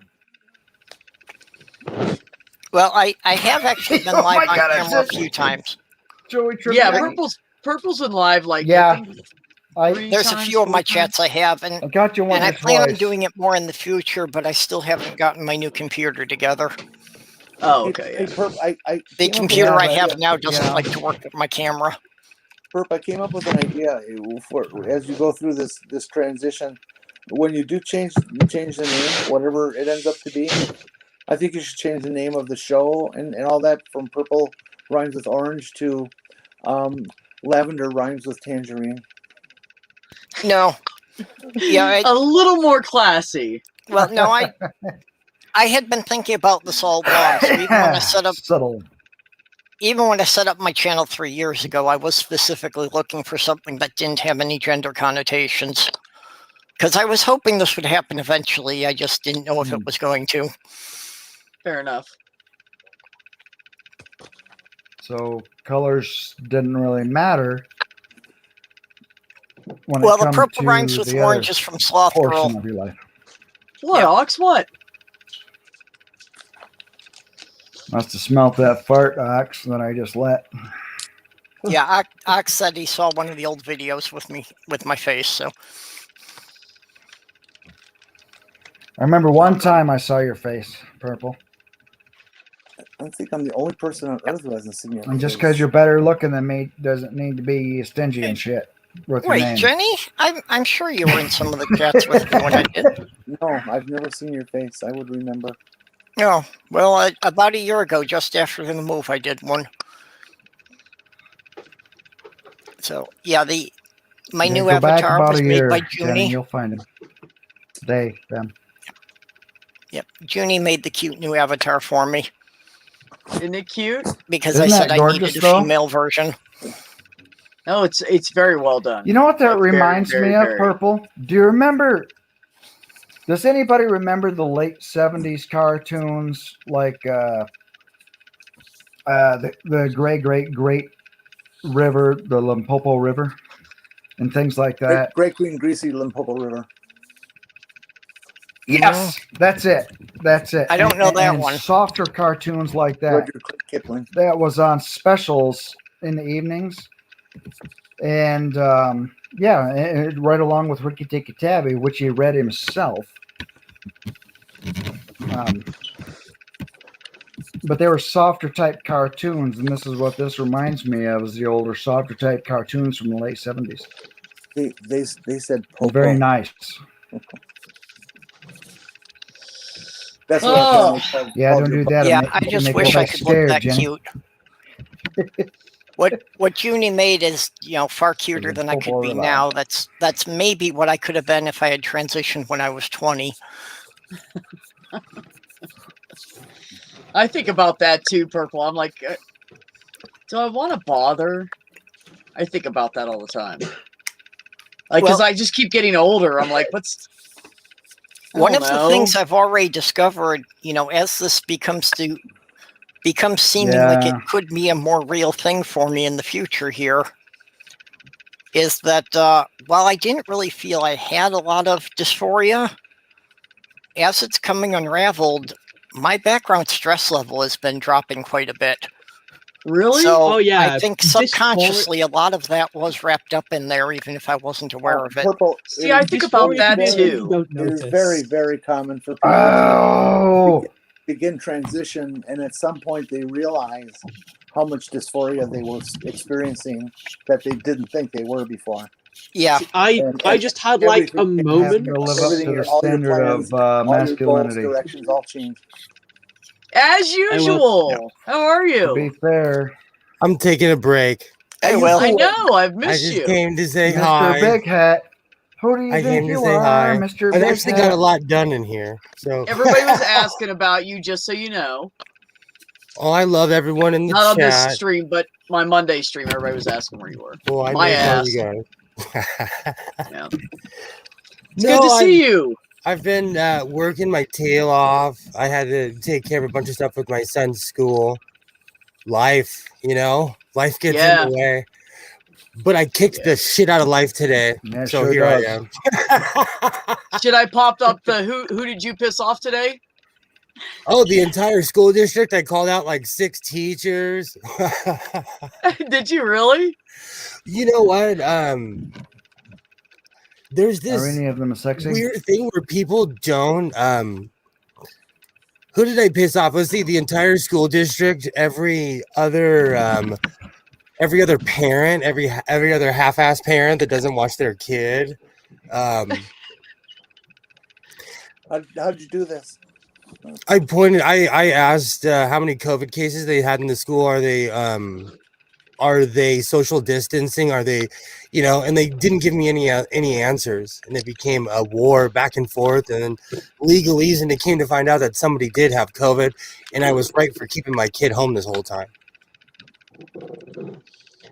Ox, that's yeehaw with a Y at the beginning. That's the proper way to say it in the country. And that's yeehaw was a show. And that's you wish. No, hey, if you want to see This real is life true. hee-haw, They even had the hee-haw honeys. you should see me at we're work. not one to go around spreading rumors.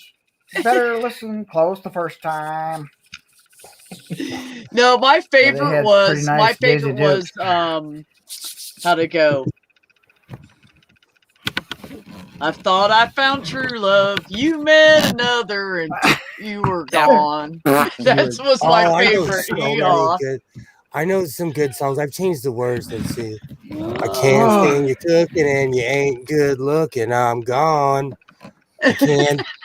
I can't stand your feet, man. I know you've been cheating. Now I'm gone. Gone. Even Those are literally. Red Fox was picking on them poor dumb hillbillies. Man, they're so damn lazy. Could you imagine that? Ezra, is it raining outside? I don't know, Zeke. Call the dog in and see if he is wet. Now them are some lazy hillbilly honkies right there. He's actually Titan to you. It's doom, despair, and agony on me. Deep, dark depression, excessive misery. If it weren't for bad luck, I'd have no luck at all. Doom, despair, and agony on me. Whoa. See, okay, we're done with it now. Yeah, I'm probably more pleased than I should be with the fact that I've got a new leather jacket for my birthday. Yeah, Sam said something. Oh, there you go. Nice. A new what jacket? If I tilt the camera down a bit. What? New leather jacket. All right. That's nice. I love leather. God, it's very nice. Love leather. Yes. Form fitting. I like baby leather. Motorcyclish. Except for Sam, I'm going to warn you now. If you and I ever meet in real life, I'm going to be shaving your head bald and making it into a wig for myself. Your hair is just so cool. Oh, I'm damn about their hair. Beautiful. Where I'm from, Jenny, that would get you put on probation. Beautiful hair. Yeah. No, it's just saying those words. I did once threaten Sloth Girl that I was going to cut off her hair and make myself a wig. Yes, Cadence, we know. For you, it's for different reasons. Oh, Cadence. Never mind. I don't feel like getting in trouble. I just came to say hi. I like leather. Yes. Honestly, I'm killing this here soon anyway. So you might as well stay for the next few minutes. I saw that look on your face. Ooh, Cadence, I have all kinds of leather. Just stuff I don't show on stream.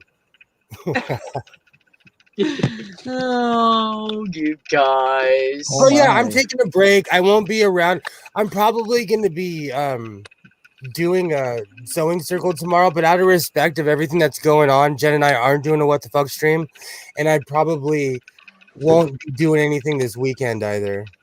Okay.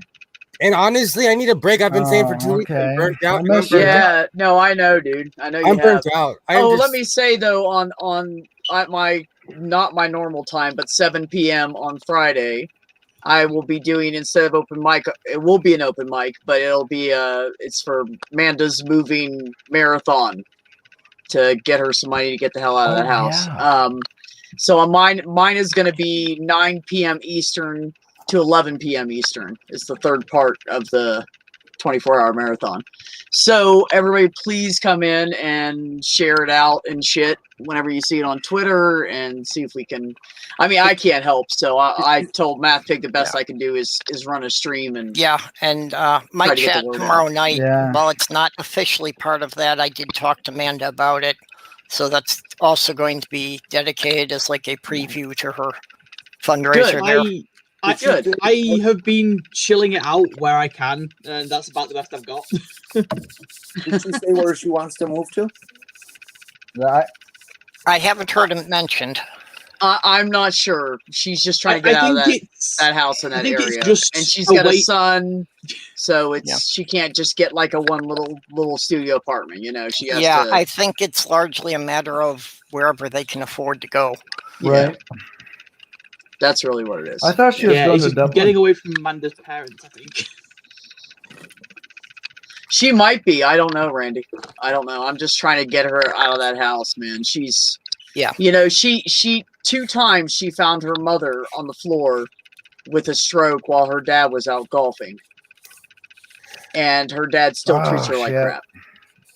She saved her mother's life twice. Wow. Yep. Not cool in the slightest capacity. And she has been staying there and putting up with his shit because she's so afraid that he's not watching her mom and her mom's going to die.